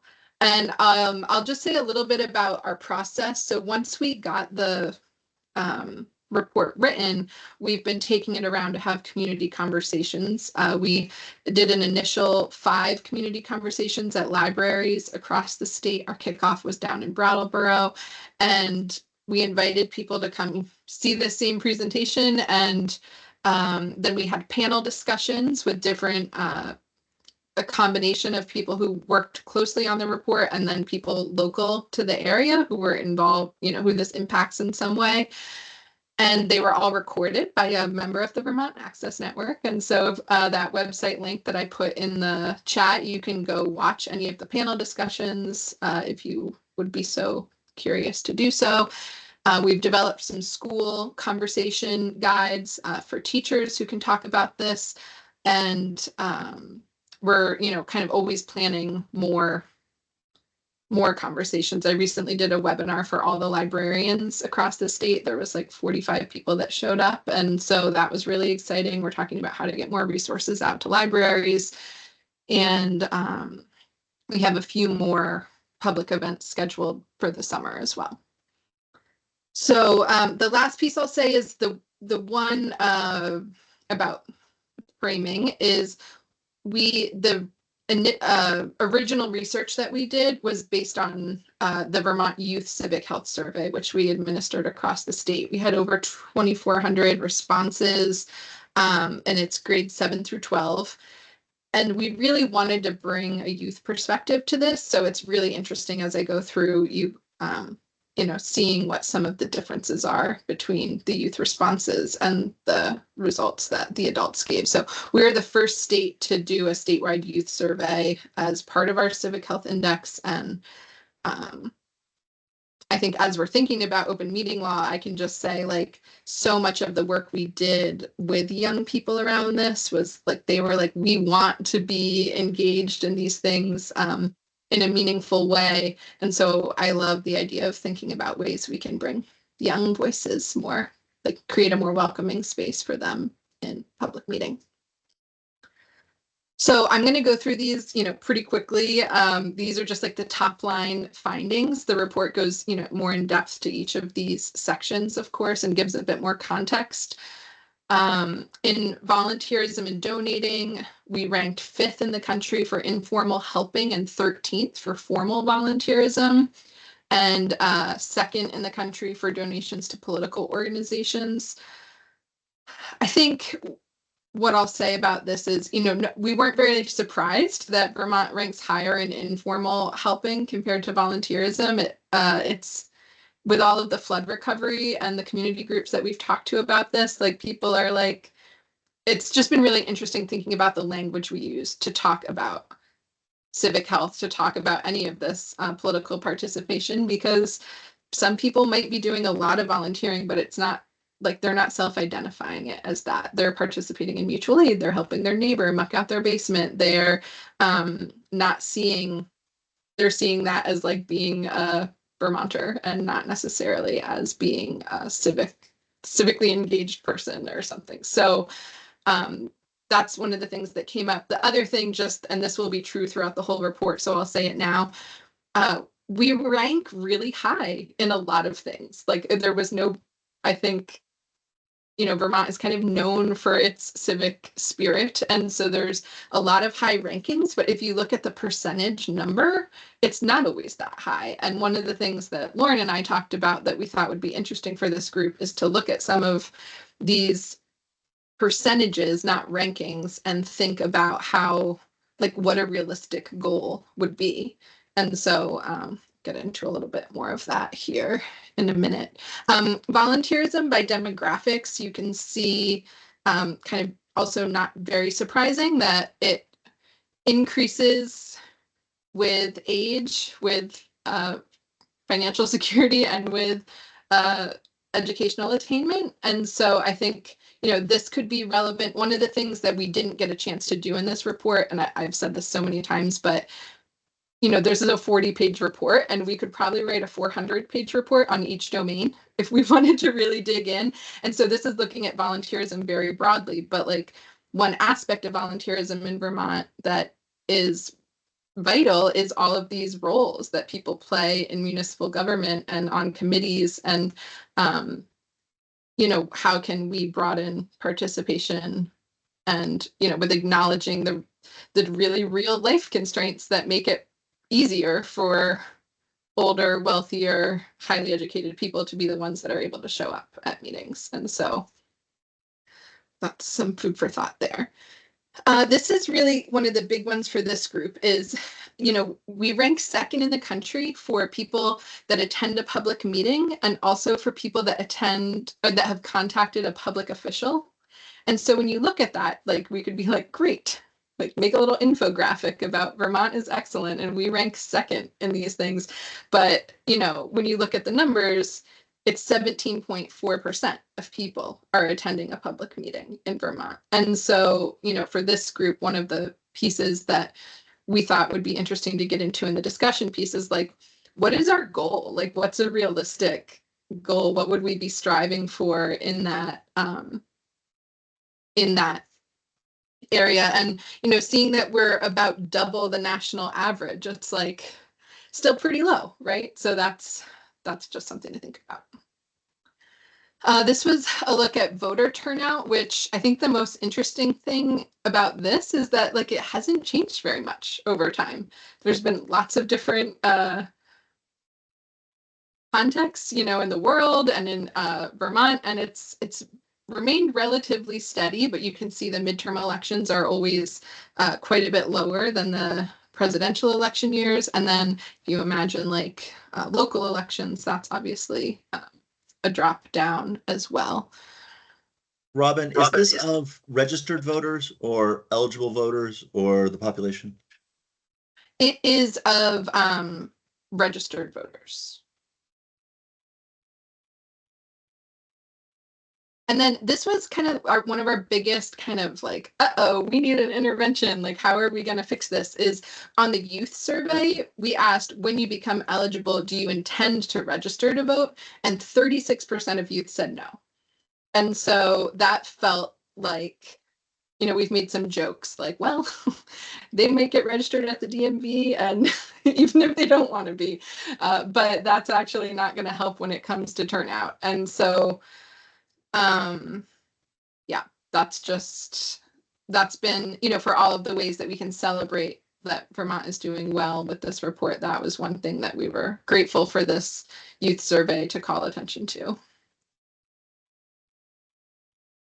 Social and community context, this is really, we tried to dig in around the sense of belonging and feeling trust in your neighbors.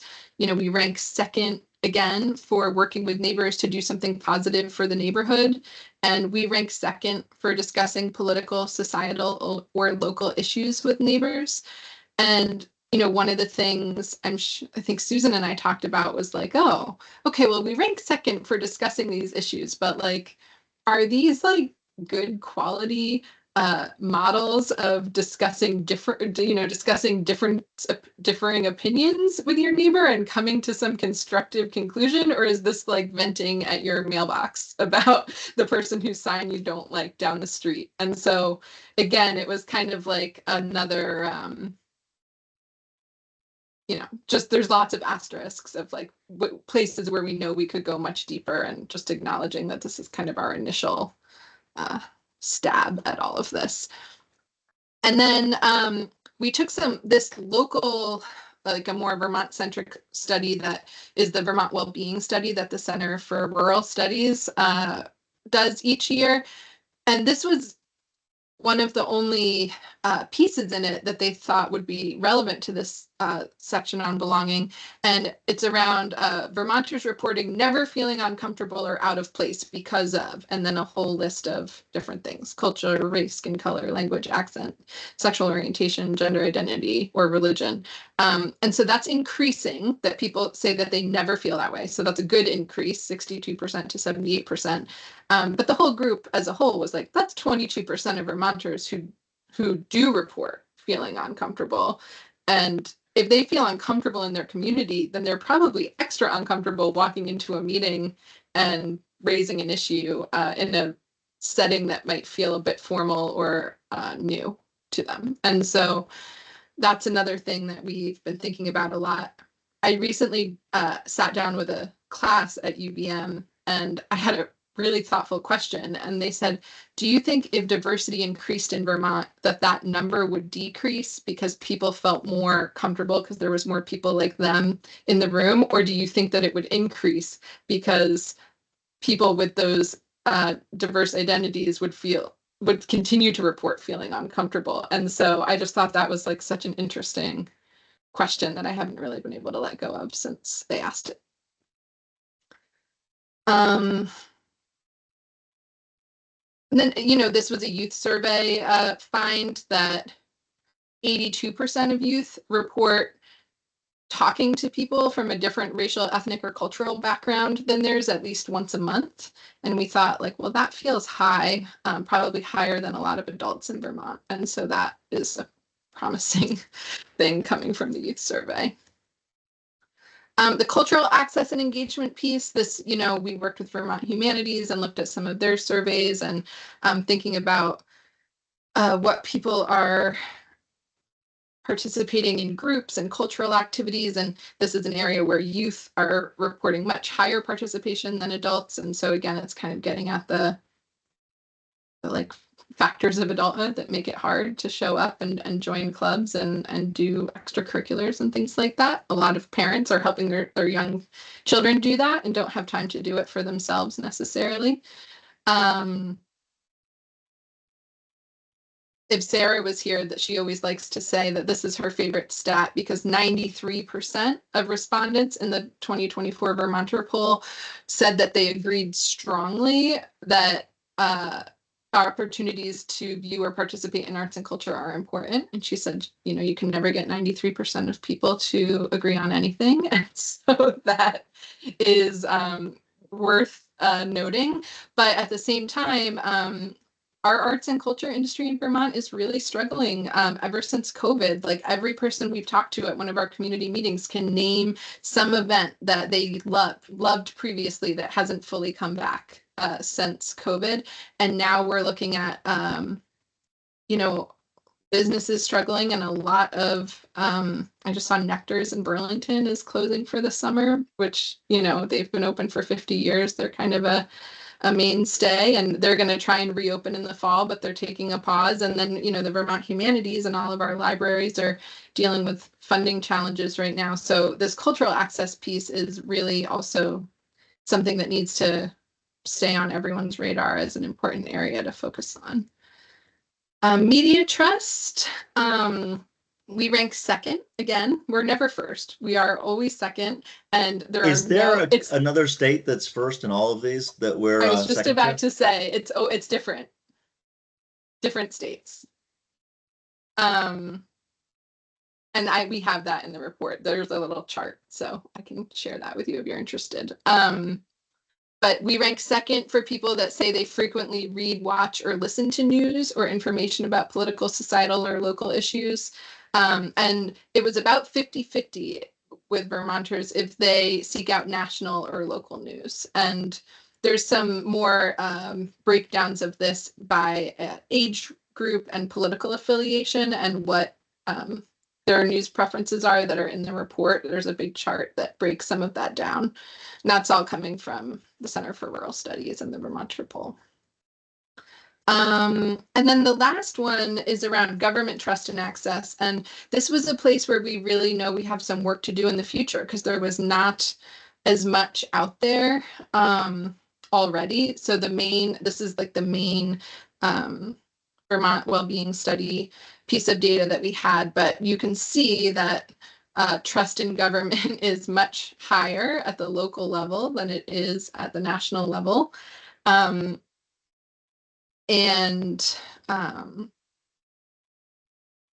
curious how that will change the next time we do the well-being study. But so, you know, as much as this government trust and access piece is probably one of the most important ones for this group to think about, it's unfortunately not a place where we have a whole lot of data to inform us yet, but it's certainly something that's on our mind moving forward. And it's actually when we talked to the National Conference on Citizenship, they said that our inclusion of trust, both media and government, in our report made them want to see what they could develop for their future data set that they offer, because they felt like it would be useful moving forward to also be able to have the national comparisons on that. So we're hoping moving forward there might be more to it. Andy, do you have a question? Yeah, a quick one. I was just curious how someone could believe that corruption is widespread throughout the community government and not say that they have no confidence in local government. It seems strange there's a gap there. Yeah, I feel like maybe it's the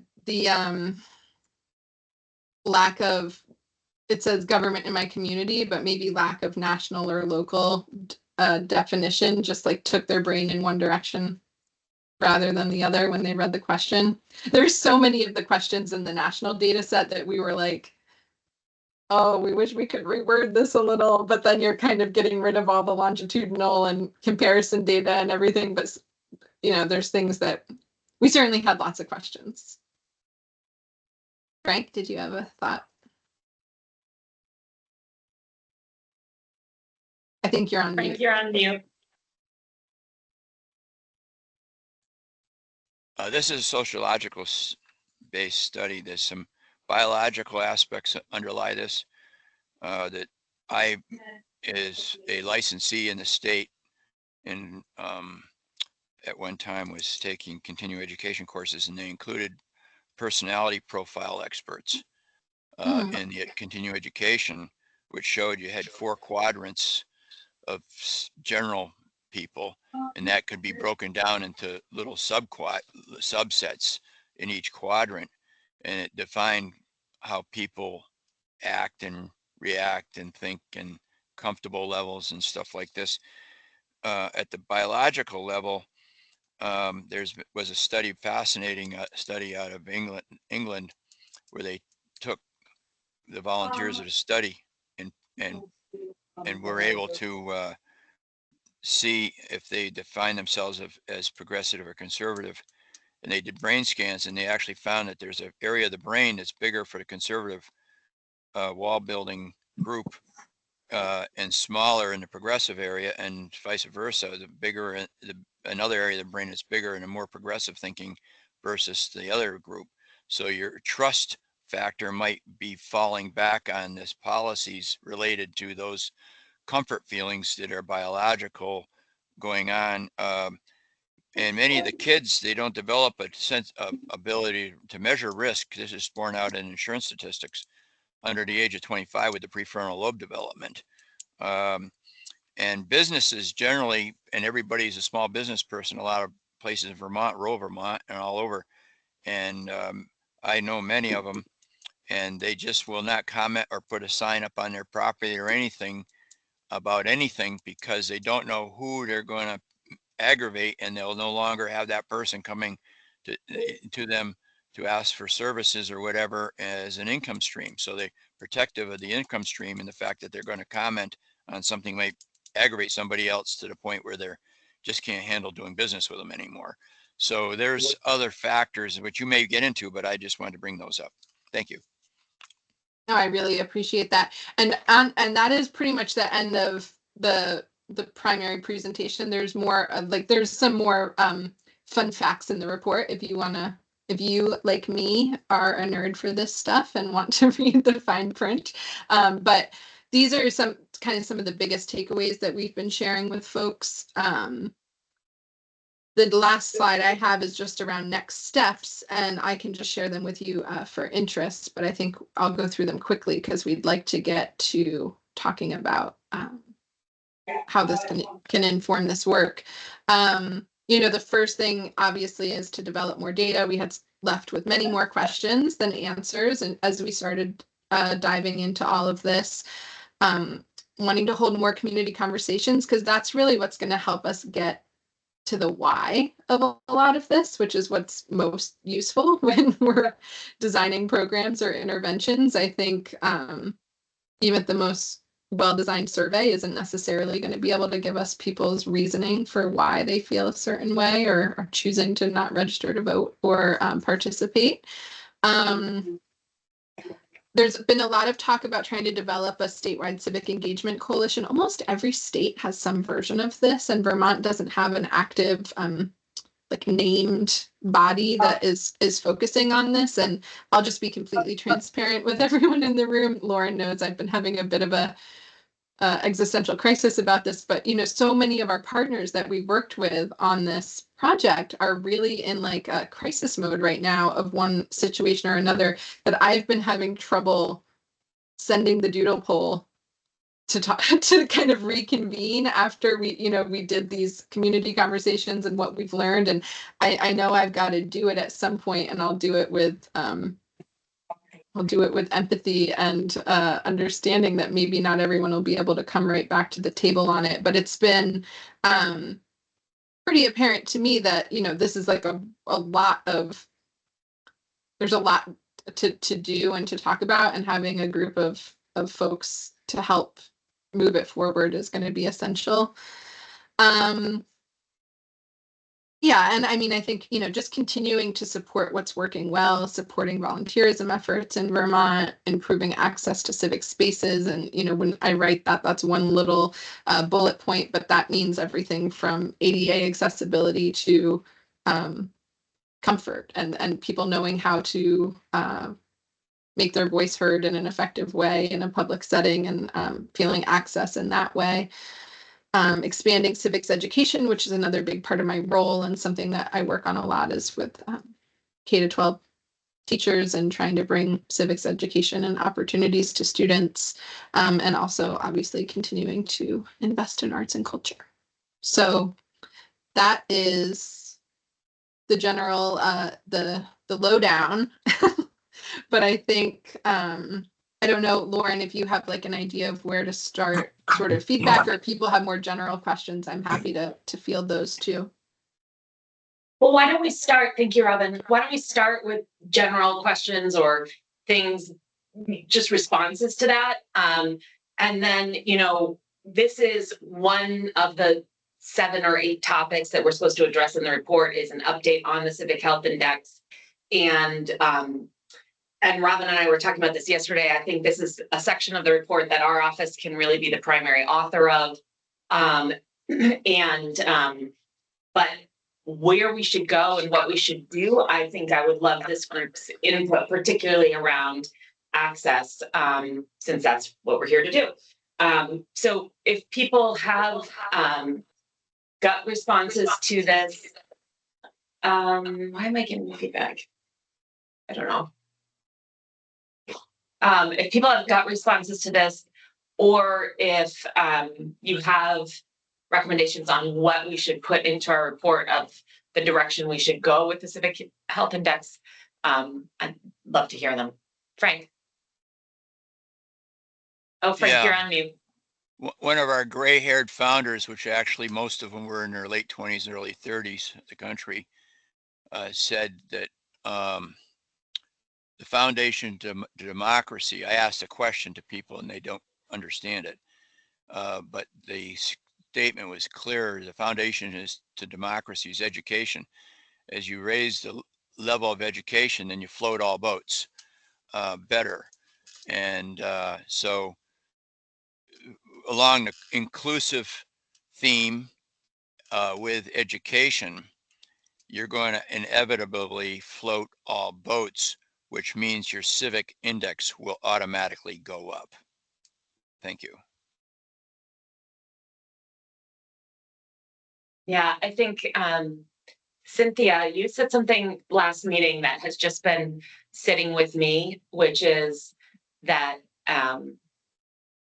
people don't know how to participate in public meetings because they're so formal and they don't know when and how to talk.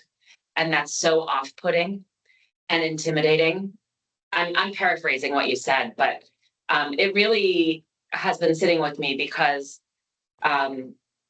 in terms of belonging, there's many ways in which I don't belong in a lot of spaces that I'm in.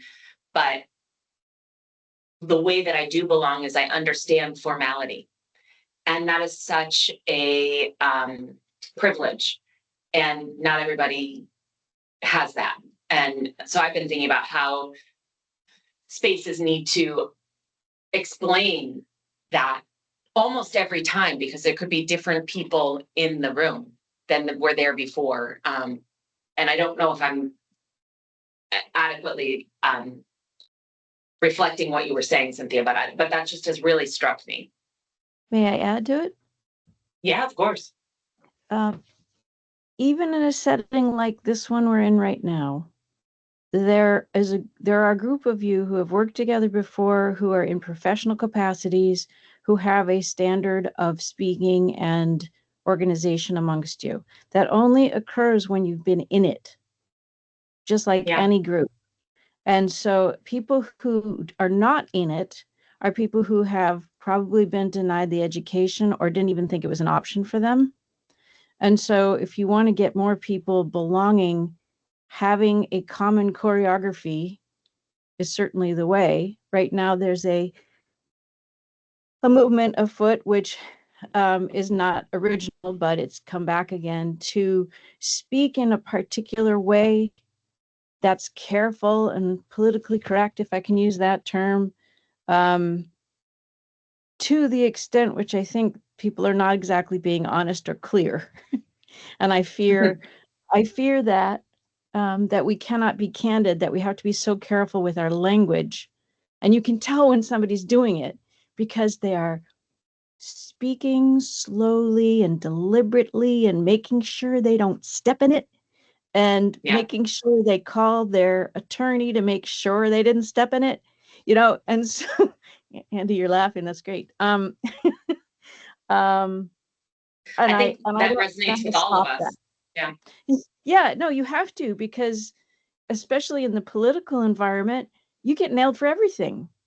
You know, you're in the hot seat. And so there is this self-protectiveness that happens. But so somebody totally unschooled, such as myself, comes along and I say crass things in public, and it doesn't matter because I'm not in the hot seat, but I'm also not going to be included in the serious conversation of, well, stakeholders, because I don't have a Harvard education or whatever it is that allows you to be in the club. So I feel that all the time, which is really the key point of why I'm here. Thank you. Well, I'll just say, Cynthia, I am really glad you're here. I want to say that to you and Frank. And I would love any feedback on how this group can be more inclusive. The way that I have been doing that is treating you as an equal stakeholder to everyone who's named in the statute. But if there's other things that would help with belonging, please let me know at any point. That's really important to me and with this group in particular, because that's the intent of this group. There may be other groups where, you know, just the stakeholders who are named are really the ones who need to have the most participation. But in this one, that's what I've been doing. But I would love any other feedback. Thank you. I appreciate that. And I figured if there was any group that was going to do that, it would be this one. Susan.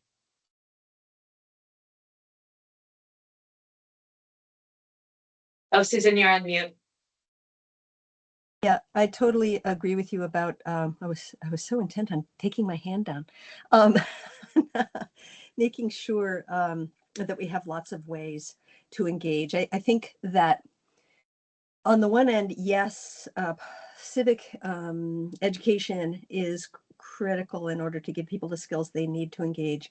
And we also need to make the forums and formats that we engage people in more diverse, because we've got lots of different kinds of people, and they're coming from different places with lots of different kinds of wisdom. And so that's what I love about the fact that the Civic Index has, you know, of its you know, key priorities, one of them has to do with the arts and cultural access, because that makes a difference in, I mean, how people engage artistically, how people engage emotionally. Things like volunteers, things like shoveling out my neighbor's, you know, basement after the flood, getting muck out of there. There's so many different ways that people engage in what we're calling democracy, and I think that's what's important, is having that expanded view, not just like, do I know how to testify? Because the fact is, most people are not going to have that skill. Yeah, we want to get more people to have those skills, but the outcomes of a hearing are actually affected by how many people went to that play that opened their mind, you know, or how many people actually know their neighbors in a way that they understand a different point of view. So that's what I love about that the Civic Index has those different things, and also the you know, the freedom and unity thing that the Secretary of State's office and humanities were involved in. That really broadens the definition of democracy, not to just public hearings. So I think it's, I want to commend that, and I also think that it's important that, you know, this commission looks not just at, you know, were the minutes recorded in this certain way. That's important, and let's think bigger about what democracy means. Yeah. Frank. Just to pile on to that wonderful comment, Susan, is that a lot of this stuff should be required in schools where actually would involve role playing for civics, for any education on when you get out in the world. You're going to have to get a mortgage. You're going to have to do all kinds of things that you just simply don't have a comfort zone for, and you get intimidated by.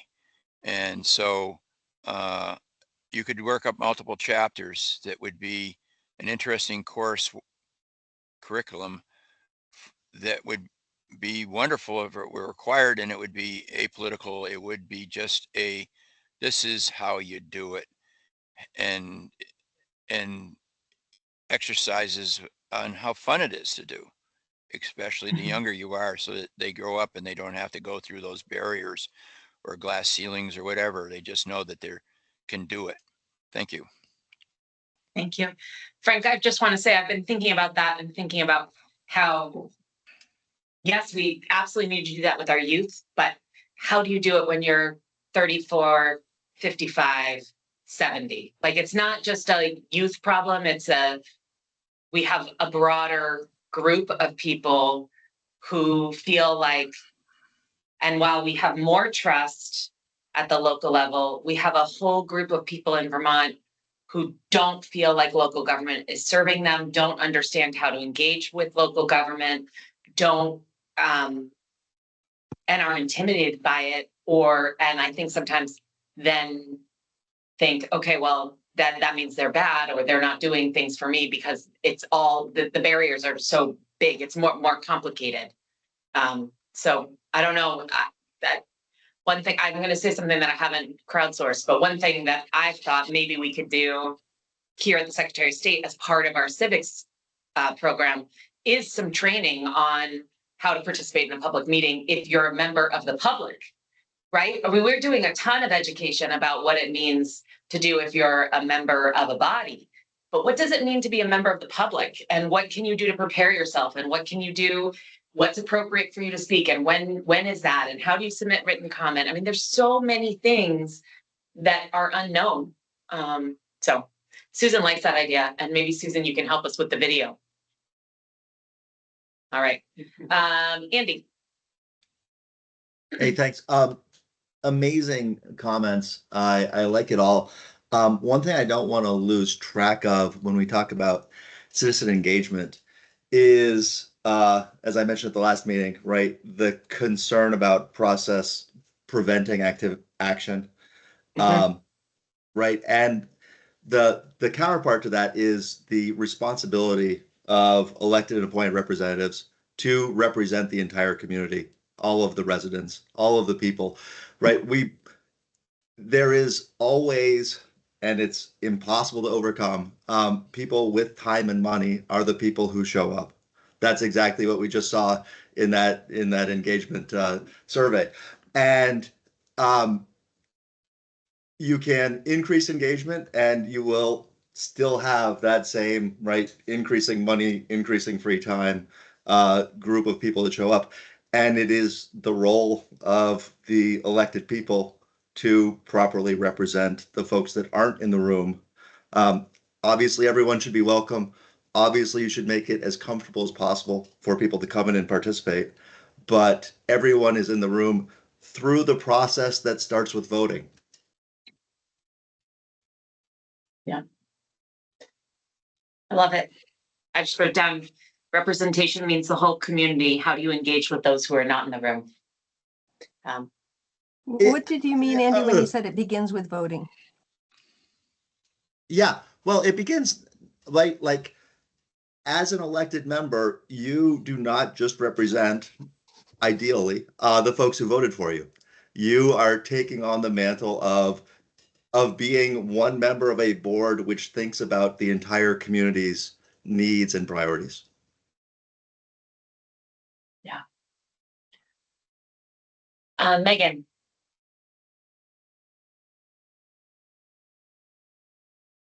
Oh, Megan, you're on mute. I took my hand down, but didn't turn my mic on. It's a common problem. It's okay. I got excited when you started talking about the media education piece and all ages, because of course that's one of the things that VAN does in our communities. And I'll just tell you two quick stories that relate to that, which is a UVM student who was in her 4th year who came and did an internship with us and was like, it was a month-long internship, 1 or 2 days a week. She's like, I've learned more about the city and this community in my internship than in all 4 years at UVM. And it's like, you know, the one time it's like heartwarming, and it's like on the other, it's like, oh, and we're doing this with no funding from the university. We do it using the same funding that pays for the public meeting coverage and everything. You know what I mean? We eke this out of the work. And we do that with all ages, and need to figure out. So I'm very interested to hear about, you know, something coming out of the Secretary of State's office, because trying to leverage this on a bigger scale, a civics education, would be amazing. And, you know, recently we just hired a new community producer who had been a volunteer, who is a member, you know, I'll just say, like, basically he's a member of a protected class. And he said right now, one of the ways that he feels most excited about engaging is being part of recording what's going on in the community, right? So recognizing that, like, you know, sort of what Susan was saying, civics happens not just at the meetings, but, you know, underlining the importance of these third spaces to create avenues for engagement outside of work, outside of the bar, outside of school. And, you know, we recognize them most obviously in libraries.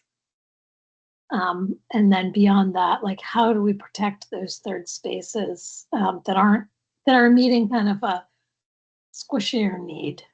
They're not squishy needs. But well, I'm gonna say something that, again, I don't want to get ahead of our skis, but one thing that Robin and I have talked about some with other stakeholders is, like, could we get a pilot town to create something that's like welcome to our community, so that everyone, like, that landlords are giving it to people when they rent houses. If there's shelter, it's being given to the people there.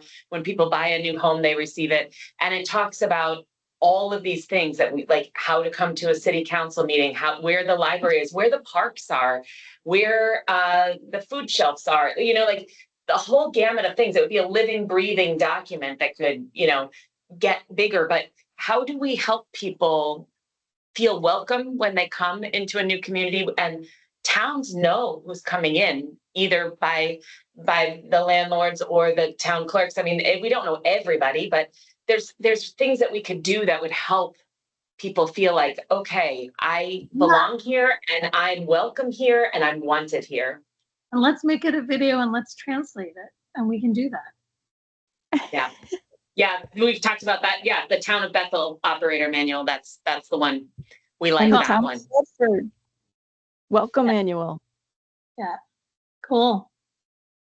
Or just even the state of, I mean, you could start with welcome to the state of Vermont too. You know what I mean? You could start.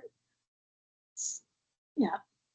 What a neat idea. Yeah, as Vermonters, which is a term that I use very intentionally for everyone who decides at any point in time to live here, not someone who's lived here for forever. I really think the term Vermonter can be very exclusionary. And we want more Vermonters. We want them to be here. And so how do we? I know Frank has his hand raised, but I have to tell you, we did that like 10 years ago. We did a summer camp, and I asked the kids, like, let's go out and ask people who's a real Vermonter. And that was the first thing, is that they didn't realize, like, there actually is no legal definition. You know, these kids were like, oh, of course there's no legal definition of what a Vermonter is. And it was fascinating who answered immediately that they were a Vermonter and who had real strict rules. And I'll tell you, it was all the newcomers who were like, I'm a Vermonter. I've just been here 3 months, but I'm a Vermonter. And it was everybody who'd lived here forever was like, there's got to be rules about this. 7 years. Yesterday, sorry, Frank. Oh, sorry, Cynthia. Do you have something more on that? Yeah, just really quick. Yesterday, I had a conversation with a person who claimed ownership of starting the Flatlander terminology in the 70s. And I expressed my skeptical feelings about that.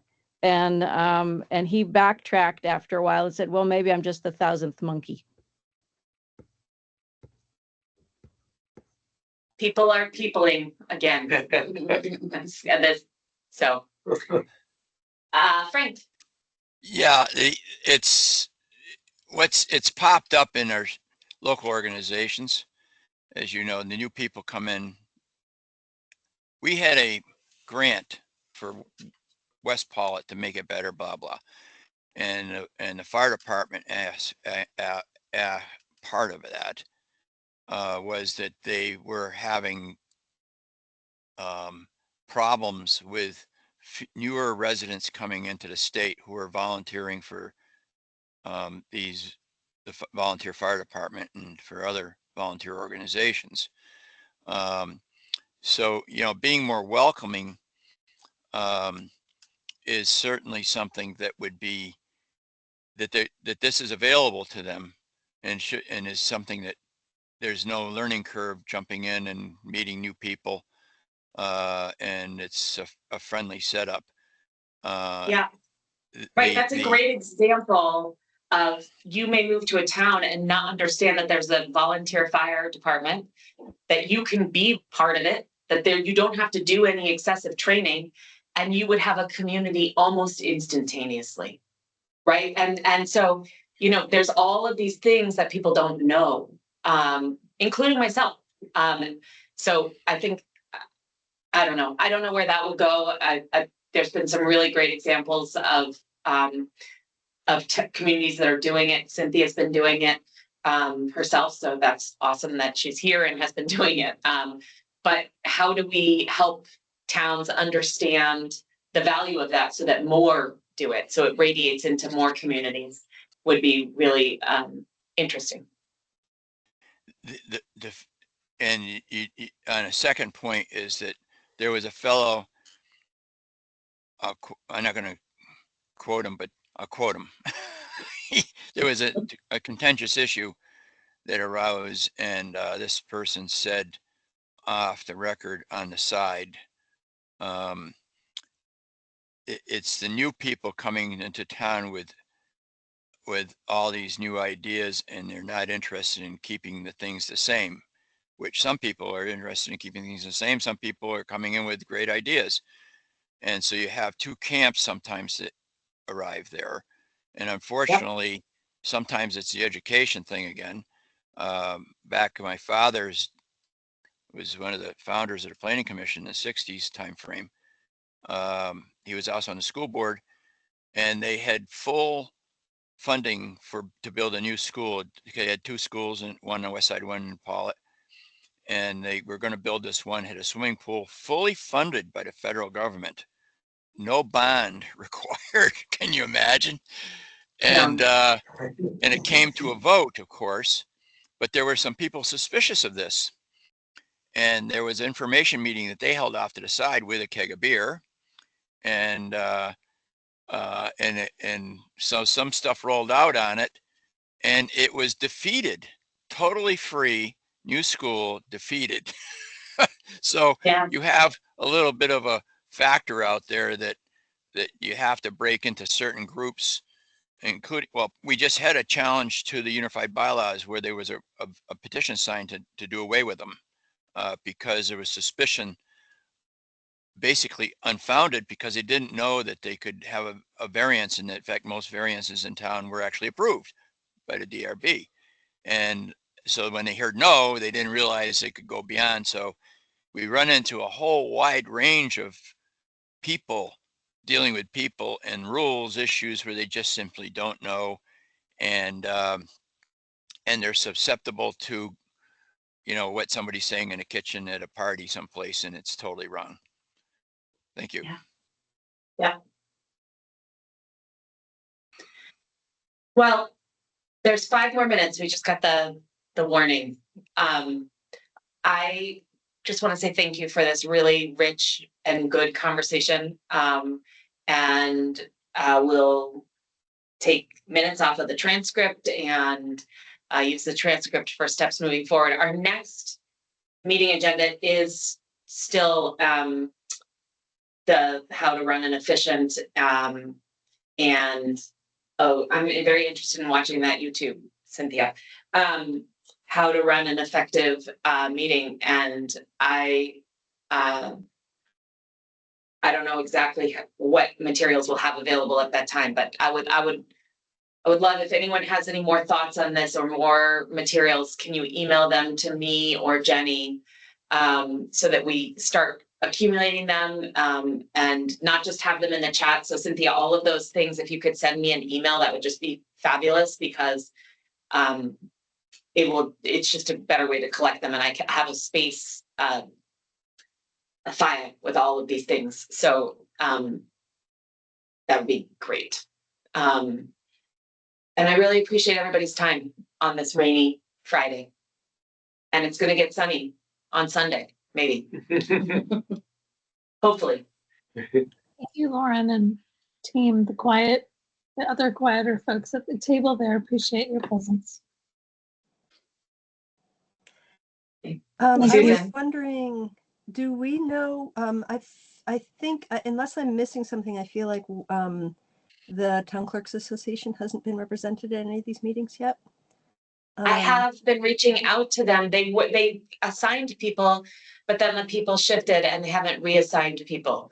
So I need to re-engage with them. I talked to them maybe 3 or 4 weeks ago to see who was coming, and they never got back to me. So that's a very good reminder, Susan. Thank you. Yeah, great. And the other reminder I just wanted to add, and I don't know if people are still interested in this, at the very first time we got together, there was some interest in having at least one of our meetings be in person. And I just wanted to check and see if that was a possibility, if that was on the radar. You know, there's some activities that we could do in person that are a lot harder to do in hybrid, if we wanted to. And also that would be after the town clerks figure out who they're bringing, but. I would love in person. We will always have a physical location because we're hybrid. We're required to be hybrid. So we will always have a physical location. So anyone's welcome in person at any time. But having all of us together, I think would have a ton of value. So people think about that. Look at the schedule. Let's talk about which dates would work. And Susan, I would love to engage with you on leading that meeting. You are our resident expert probably in that. And I would love, that would be incredibly beneficial to me for this meeting purpose, but also professionally. So I would love that. Frank. Yeah, I think that we have a marketing thing going on out there nationwide on the cable networks anyways. And that's the Hallmark channel, because they cover, it seems like the settings of Vermont all the time and everybody's jumping in volunteering. So maybe we could send them a thank you note to the Hallmark channel and spell out a few other things that they might be able to slip into the scripts. They need to shake up their scripts a little bit. They're a little formulaic. So, and I'm not gonna disclose whether I fall for the formula every time or not. But they are formulaic. So I think it's a good suggestion, Frank. Thank you all. Have a wonderful day. You too. Bye.